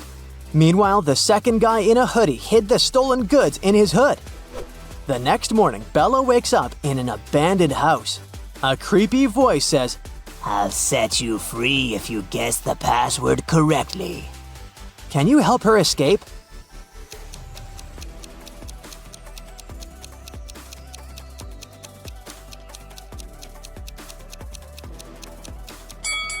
Take a look at the letters on the wall. We can rearrange them into a dream house. Bella is meeting her best friend Kyle in a restaurant. He's about to introduce her to his future wife, Nellie. But Nellie has a twin sister, Kelly, who's also attending the dinner. Can you help Bella figure out which lady is Kyle's fiancée, Nellie?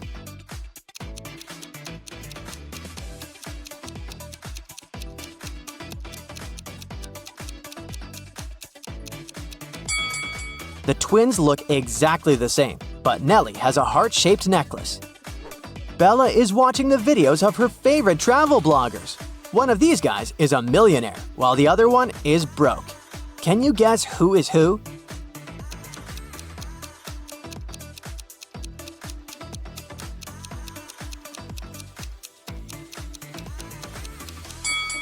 The first guy is broke. He photoshopped himself into this picture on the beach. The palm trees have shadows directed to the left. Meanwhile, his own shadow is directed to the right. Why would a millionaire fake his vacation? Today, Bella's beauty salon celebrates its 5th birthday. She invited a lot of friends, including her boyfriend, Tim. Before the event, she calls Bella, saying, "I'm at work, but I promise to be at the party at 9 o'clock." Tim comes over in 9 hours and 3 minutes. He brings pretty flowers and chocolates, but Bella bursts into tears because she's very mad. Why?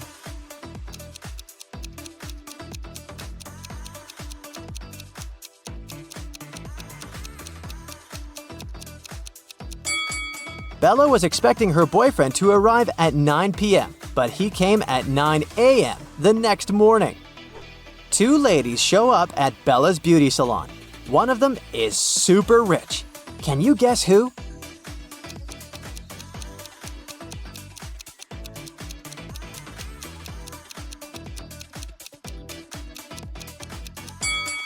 The second lady is a bag designer. The first lady is wearing her brand.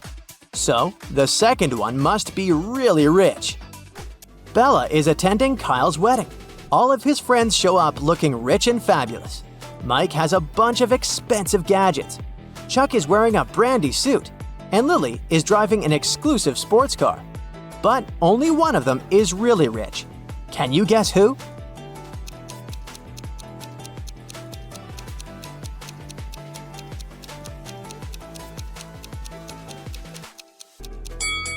Take a closer look at Chuck's suit. He didn't remove the price tag, so he's probably planning on returning it after the wedding. This fancy sports car doesn't belong to Lily. It's rented. Therefore, Mike is the richest person here. There are too many guests at the wedding for such a small cake. But Bella manages to grab a slice. She puts a plate with her cake on a table and leaves for 5 minutes to wash her hands. Then she comes back and sees an empty plate. Bella questions 3 guests. Alice says, "I've been dancing non-stop for the last 2 hours. I didn't eat anything." Chuck says, "It wasn't me who ate the cake. I'm on a sugar-free diet. But I guess it was Alice. I don't trust her." Lily says, "I didn't touch your cake. I was helping the bride braid her hair." Who's lying?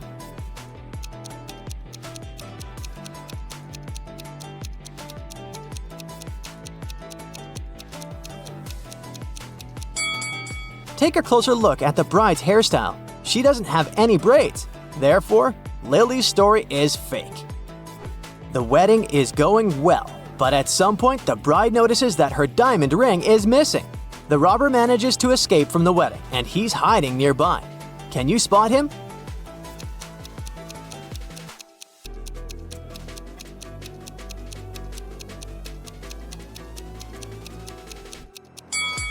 He's over here. The next morning, Bella arrives at her beauty salon.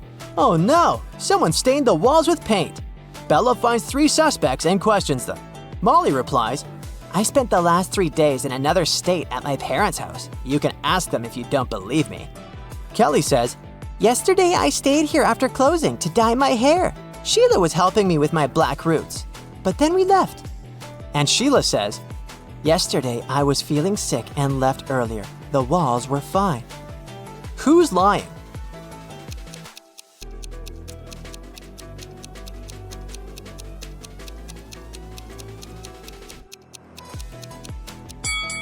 Kelly.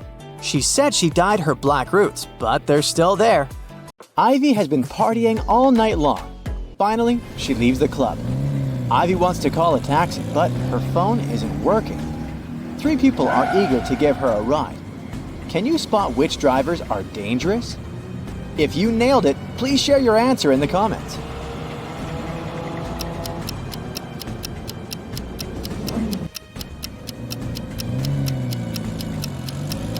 The second car has a flat tire. Probably not the safest option. The third car is fine, but the driver is hiding an axe in his pocket. So, Ivy should definitely choose the first car.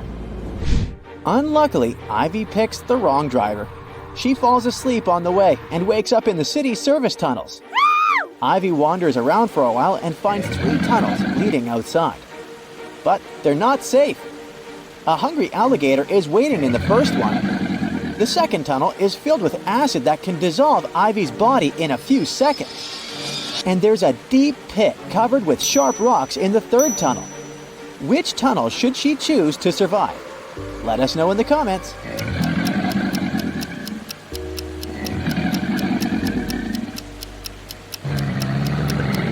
Ivy should choose the third tunnel. The water is running right into the pit, so it must be filled with water by now. Therefore, Ivy can swim through it safely. Ivy swims out of the tunnels and finds herself in the middle of the bay. She's rescued by a ship. The crew leaves Ivy to rest in the hold, but suddenly the ship begins to flood, fast. Ivy's trying to get out, but the hatch is stuck. She's locked inside the hold. How can Ivy survive?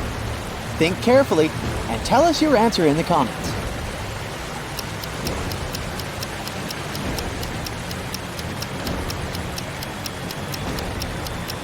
She's got to hold her breath and wait until the hold is filled up with water. When the pressure is even, she'll be able to open the hatch. Ivy escapes, jumps onto a lifeboat, and arrives on an island. The lifeboat gets blown away by the wind right away. Ivy is alone on a desert island covered with dry plants. The water around it is infested with piranhas. Suddenly, a fierce fire breaks out, and the winds are blowing her away. Ivy can't touch the water in any way. How can she survive the fire? Be sure to share your thoughts in the comments.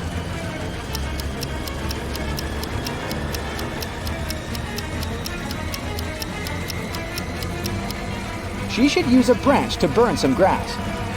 When the flame reaches her, there will be a burnt out spot. The fire won't touch it. Phew, the fire is gone. Ivy is exploring the island. She finds a secret hatch in the ground, opens it, and enters a creepy dungeon. The hatch slams shut.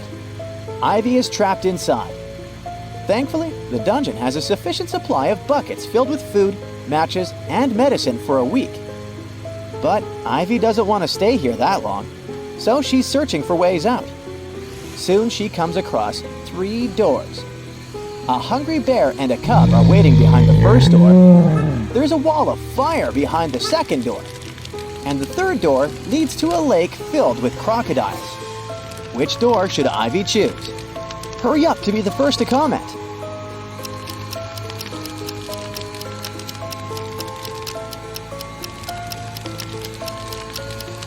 The bear will try to protect its cub. Crocs are a bad idea too, but Ivy can distract them with food and then use the lake water and the bucket to fight the fire. So she should choose the second door. Ivy gets out of the dungeon. Suddenly, she sees a helicopter in the sky. The island is still covered with dry, burnt plants. Can you help Ivy find a way to make the pilot notice her?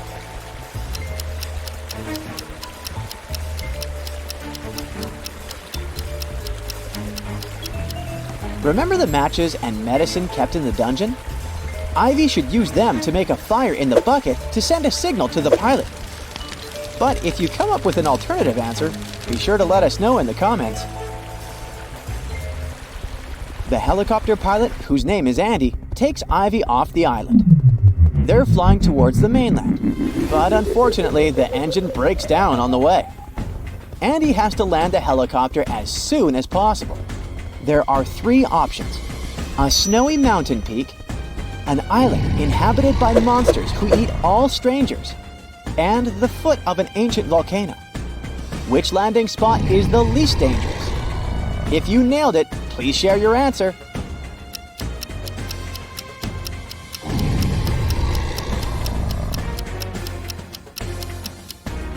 Monsters are a bad idea. This volcano is about to erupt, so it's not safe to land here as well.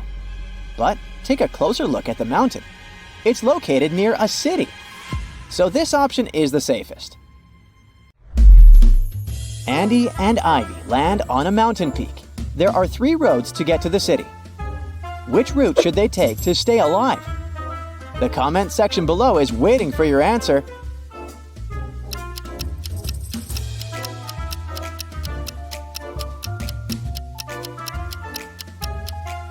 Only the second route leads to the city. On the way, Andy and Ivy get very hungry. They come across 3 food stalls, but only one has food that's safe to eat. If you already know which, don't hesitate to share it in the comments.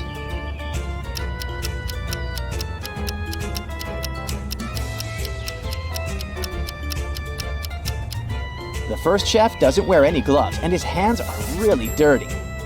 No thanks. And the third kiosk is located right next to a toxic waste bin. So the second option is the best. Ivy finally made it home. The next day, she sends Andy this photo, and a day later, this one. How did she survive? Give this video a thumbs up if you already know the answer.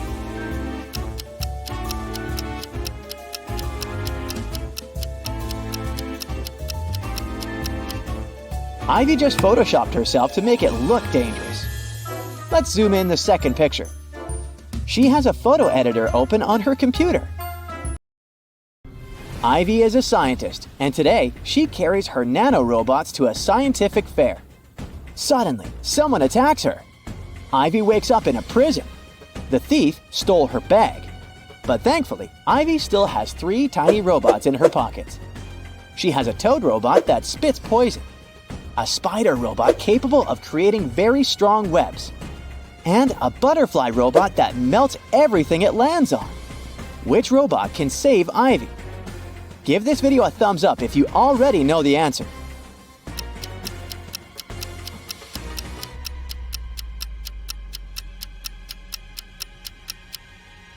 The butterfly can melt the bars. The bars are gone. Ivy runs along a creepy corridor and faces 3 open doors. Which door is not dangerous? Think carefully. And don't forget to share your thoughts in the comments.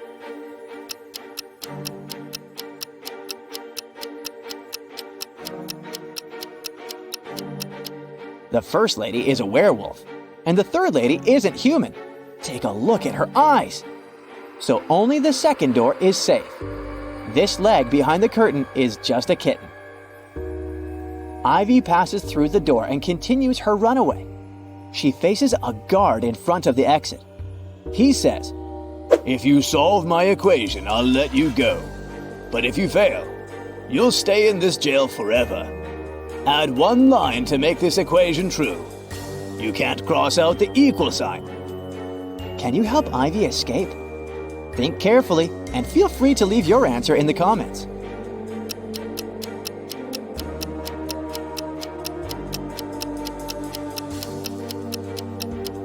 She should use the line to turn one of the plus signs into a 4. This way, we'll get 545 plus 5 plus 5, which equals 555. Ivy nails it and leaves the jail. But there are 2 more prisoners trying to get free. Who's more likely to escape? Give this video a thumbs up if you already know the answer.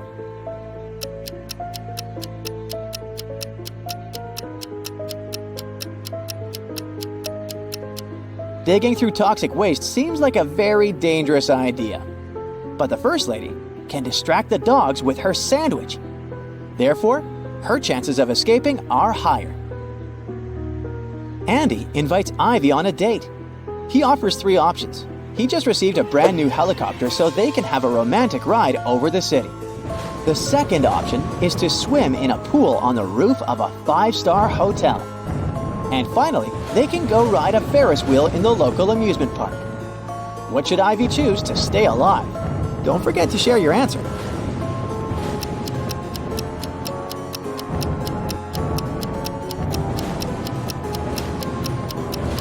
All 3 options are risky. Take a look at the sky. There's lightning. It's forbidden to fly a helicopter into a thunderstorm. The Ferris wheel can be hit by lightning too. And swimming in a thunderstorm isn't safe either. But at least the guys can hide inside the hotel. Hit the like button if you manage to crack each riddle, and don't forget to subscribe. Cora gets a new job and moves into a luxury apartment in Manhattan. Her condo has 13 floors.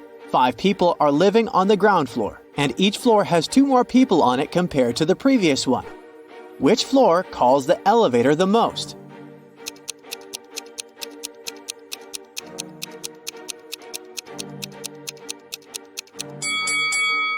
Any person who lives on a floor other than the ground floor would have to call the elevator to reach their respective floors.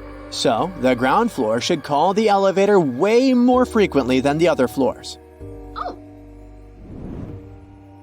Cora meets her neighbor, Mason. He has 4 daughters, Hannah, Elle, Eve, and Anna. What pattern did he use to name them?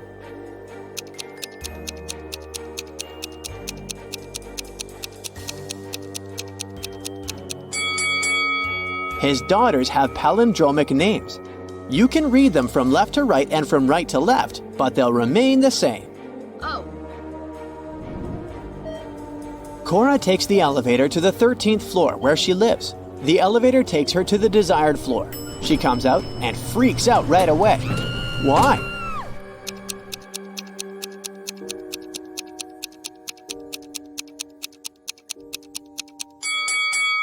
Take a look at the mirror. It didn't reflect the number 13 correctly. Okay. 4 movers show up to help Cora with her boxes, but one of them is an imposter. Hello. Can you guess who?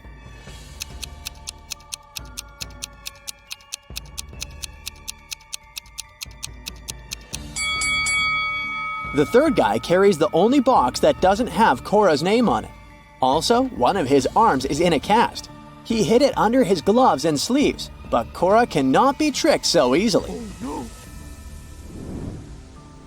The next day, Cora receives 4 welcome baskets from her neighbors. One of them isn't safe. Can you guess which one?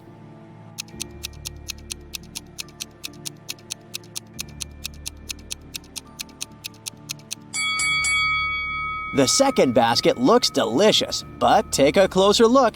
There are bugs instead of chocolate in these cookies. Yuck! Cora wants to hire a cleaner to take care of her apartment. She interviews 3 people. Sandra says she has 20 years of experience in this field.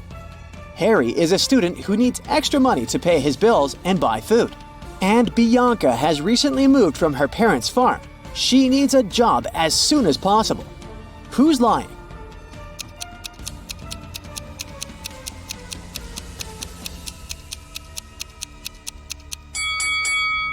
Harry, take a closer look. He's too transparent to be a real human. Ghosts don't need to pay bills and buy food. Liar. Oh no. There's a swimming pool on the roof of Cora's condo. She goes there and meets 3 neighbors in the shower. One of them is not from this planet. Can you guess who?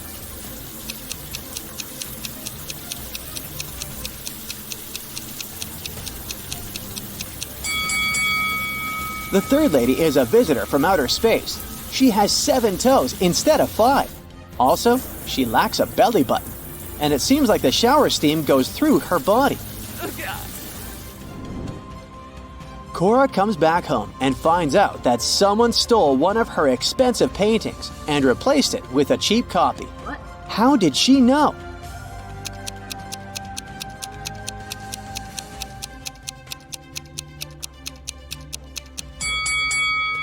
The third painting has a slightly thinner frame than the others. That's because it's a fake. Cora decides to question her neighbors. She knocks on 2 doors just next to hers. Ashley and Megan live in separate apartments just next to Cora. These 2 ladies have partners, but one of them dates 3 people at once. Can you guess who?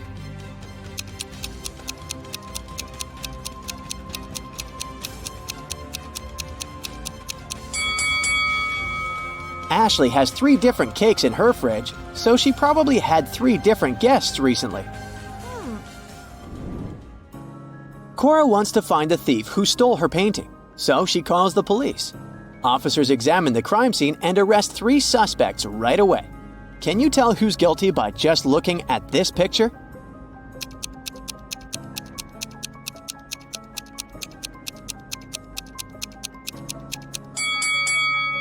The thief left footprints of sneakers on the carpet next to the paintings. Only the first suspect has the matching shoes and size.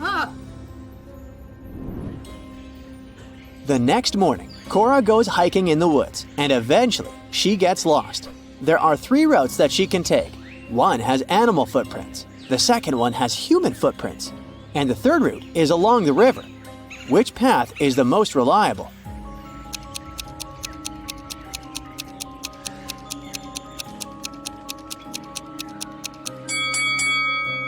Cora should choose the third route.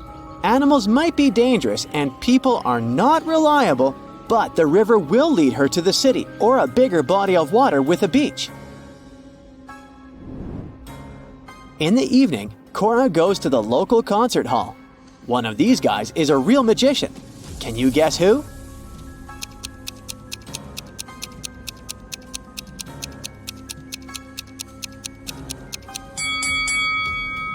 The first guy is hiding a card under his sleeve.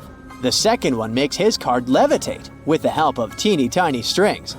But the third magician's hat levitates on its own. So he's the real one. Cora is watching an opera set in ancient Egypt, so the actors are dressed in appropriate costumes. After the show, Cora goes backstage to meet them. But one of these people is not an actor. This person is a time traveler from the past. Can you spot the imposter?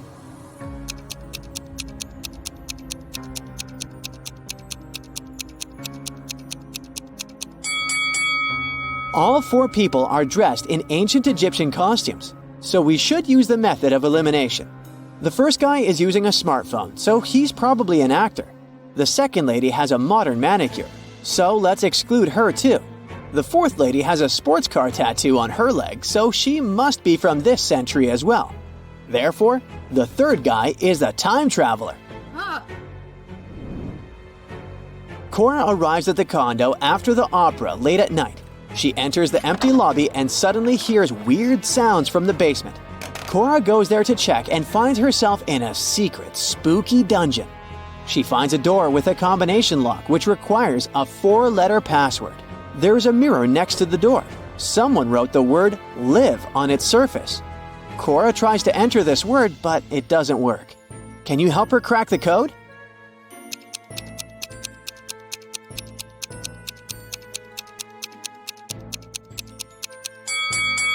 The mirror is part of the clue.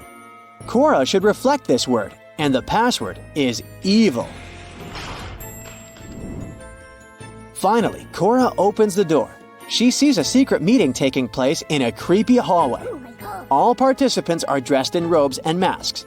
They catch Cora and offer her a deal.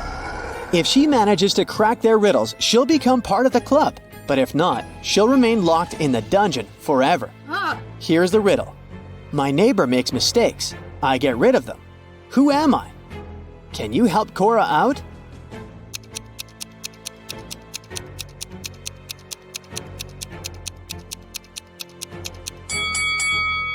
I'm an eraser. Cora nails it, and now she's invited to go into the Hall of Mirrors alone. Cora sees a bunch of fun reflections of herself in the weird mirrors, but suddenly she freaks out and screams. Why is that?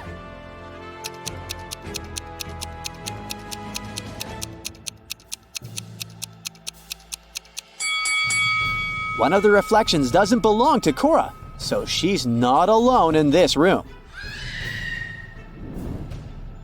Cora enters the next room and gets trapped in a spooky, abandoned public shower.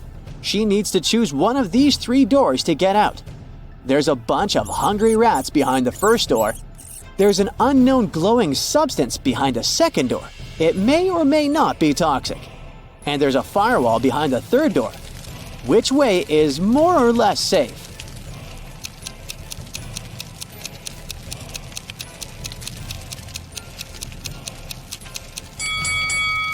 Cora should choose the third door. Look around. She's in the shower, remember? She can use a bucket and water to put out the fire. Now Cora needs to crack this twisted circle maze to find the way out. Can you help her?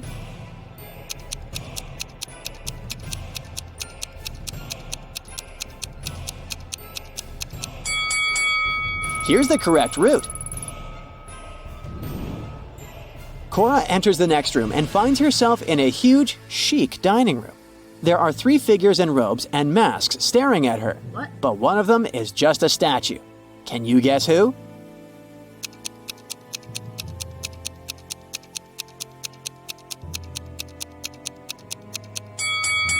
The first figure is breathing deeply. The second is blinking. You can see it through the mask. So the third figure must be the statue. Oh god. People in masks give Cora 3 envelopes. She can choose one of them and take what's inside as a gift. One of them contains a $100 million diamond necklace. Another one, a pair of wool socks. And the third one, $10,000 in cash. Each envelope is signed. The first one says, "Necklace isn't here." The second one says, "Necklace is here."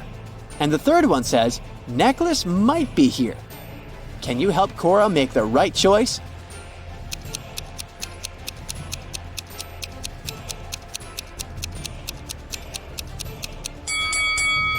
She should ignore the writings and simply weigh the envelopes. The desired one should be much heavier than the others. Oh yes. Cora gets her necklace. The secret club members take off their robes and masks and turn on the lights. Cora recognizes her neighbors. That was just a welcoming prank. But still, something is odd here. Can you guess what?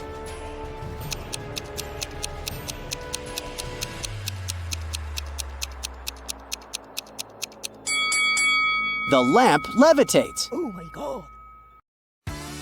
Mensa is a society for people with high IQs. Let's solve some challenging puzzles and test your IQ. We are at a birthday party and playing a fun game called musical seating. Guess whose birthday it is? 6 cozy sofas numbered from 1 through 6, and we have 6 guests. The seats are placed in a circle. Hit it, DJ! People start to circle around the sofas. When the music stops, everyone quickly sits down on the sofas. They make sure each sofa has just one guest. No squeezing next to a friend. As they settle in, everyone faces the center and the lucky person celebrating their birthday. Now here's how the circle of seating looks. 1. Meet Mike, who's not the birthday celebrant. He's seated right next to Susie. But don't expect Susie to be gazing at the birthday person. She's not seated directly across from them. 2. Julia, on the other hand, makes sure she's not cozying up next to Yuri. 3. Nat is a pro gamer and gets seated first. 4. Victor is 2 seats to the right of Julia. 5. Yuri, meanwhile, makes sure he's at least a couple of seats away from the birthday person. The million-dollar question is, whose special day are we celebrating today?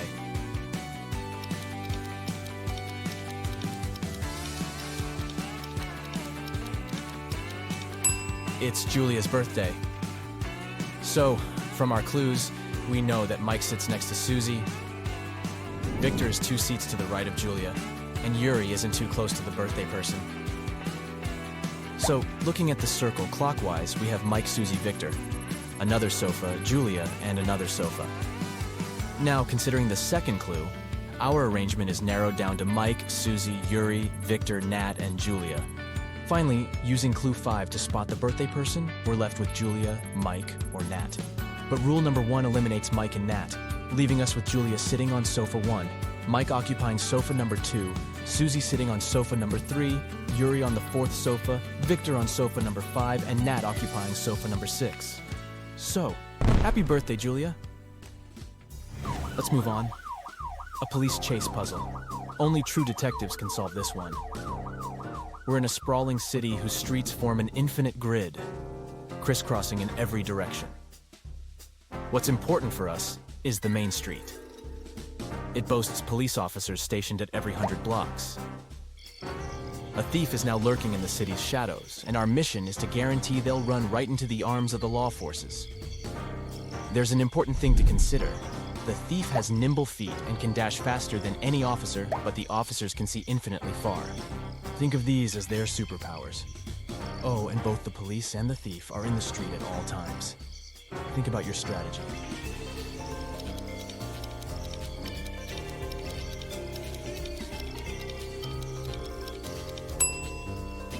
We will start by dispatching officers to patrol the streets, running perpendicular to the main street. This strategic move will allow them to keep an eye on all the streets that run parallel to the main street.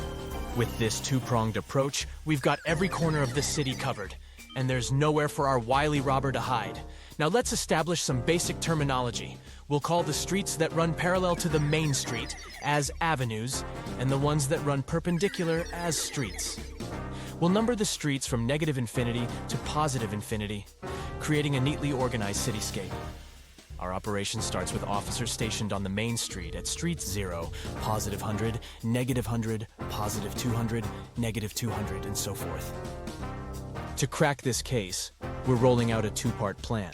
Step 1. As soon as the chase begins, the officers stationed on the odd hundreds will set off towards street 0. Meanwhile, the officers on the even hundreds will hold their ground. This maneuver ensures that our slippery suspect is confined to a city district that's only 200 blocks wide. Anytime they cross a street that's a multiple of 200, they'll be squarely in the view of an officer stationed at the intersection of that street and the main street. Step 2 starts when the officers from the odd hundreds cease their promenade along the main street once they reach street plus /1, street plus /2 plus /3, and so forth. At this point, they'll take a right turn and continue their vigilant patrol. The officers from the positive-numbered streets will march in one direction, while their counterparts from the negative-numbered streets will proceed in the opposite direction. As each officer traverses their respective street, they'll cast their watchful gaze down every avenue they come across.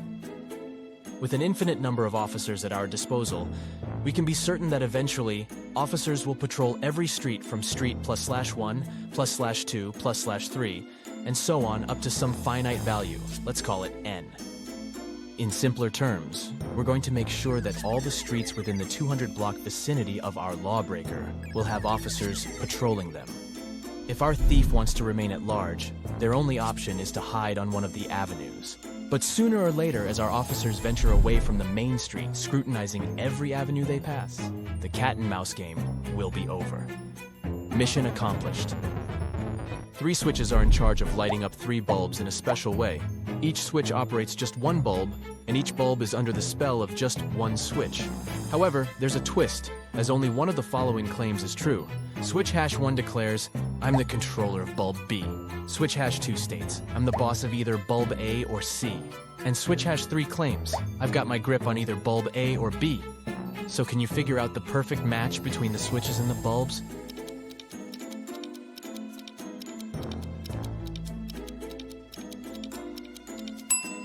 If you said switch #1 goes with C, switch #2 gets on with B, and switch #3 pairs up with A, then you solved the puzzle.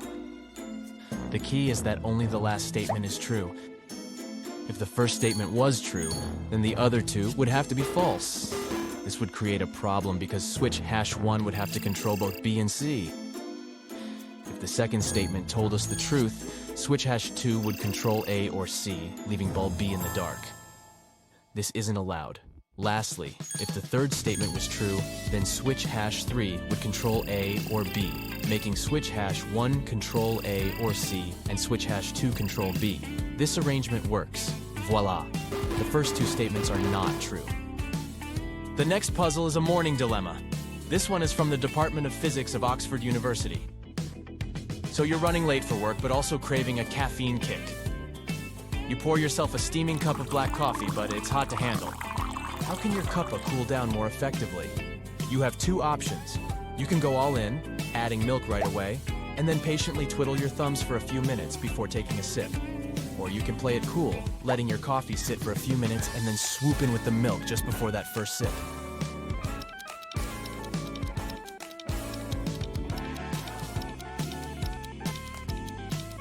The winning ticket is the second option. Here's why. Your coffee starts off hotter than in option 1 when you introduce the milk. The thing is, hotter things have a knack for cooling down faster, thanks to a bigger temperature gap with their surroundings. So, in option 2, your coffee is racing against time, cooling down at a quicker pace.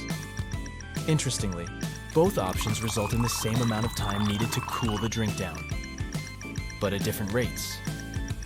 Since nearly all these puzzles are from Mensa, let's define this global brainy community. It boasts over 150,000 members from all walks of life, spanning more than 90 countries around the globe. But what exactly do they do? Imagine a bustling place where members dive into the intellectual deep end through captivating lectures, enlightening journals, and special interest groups.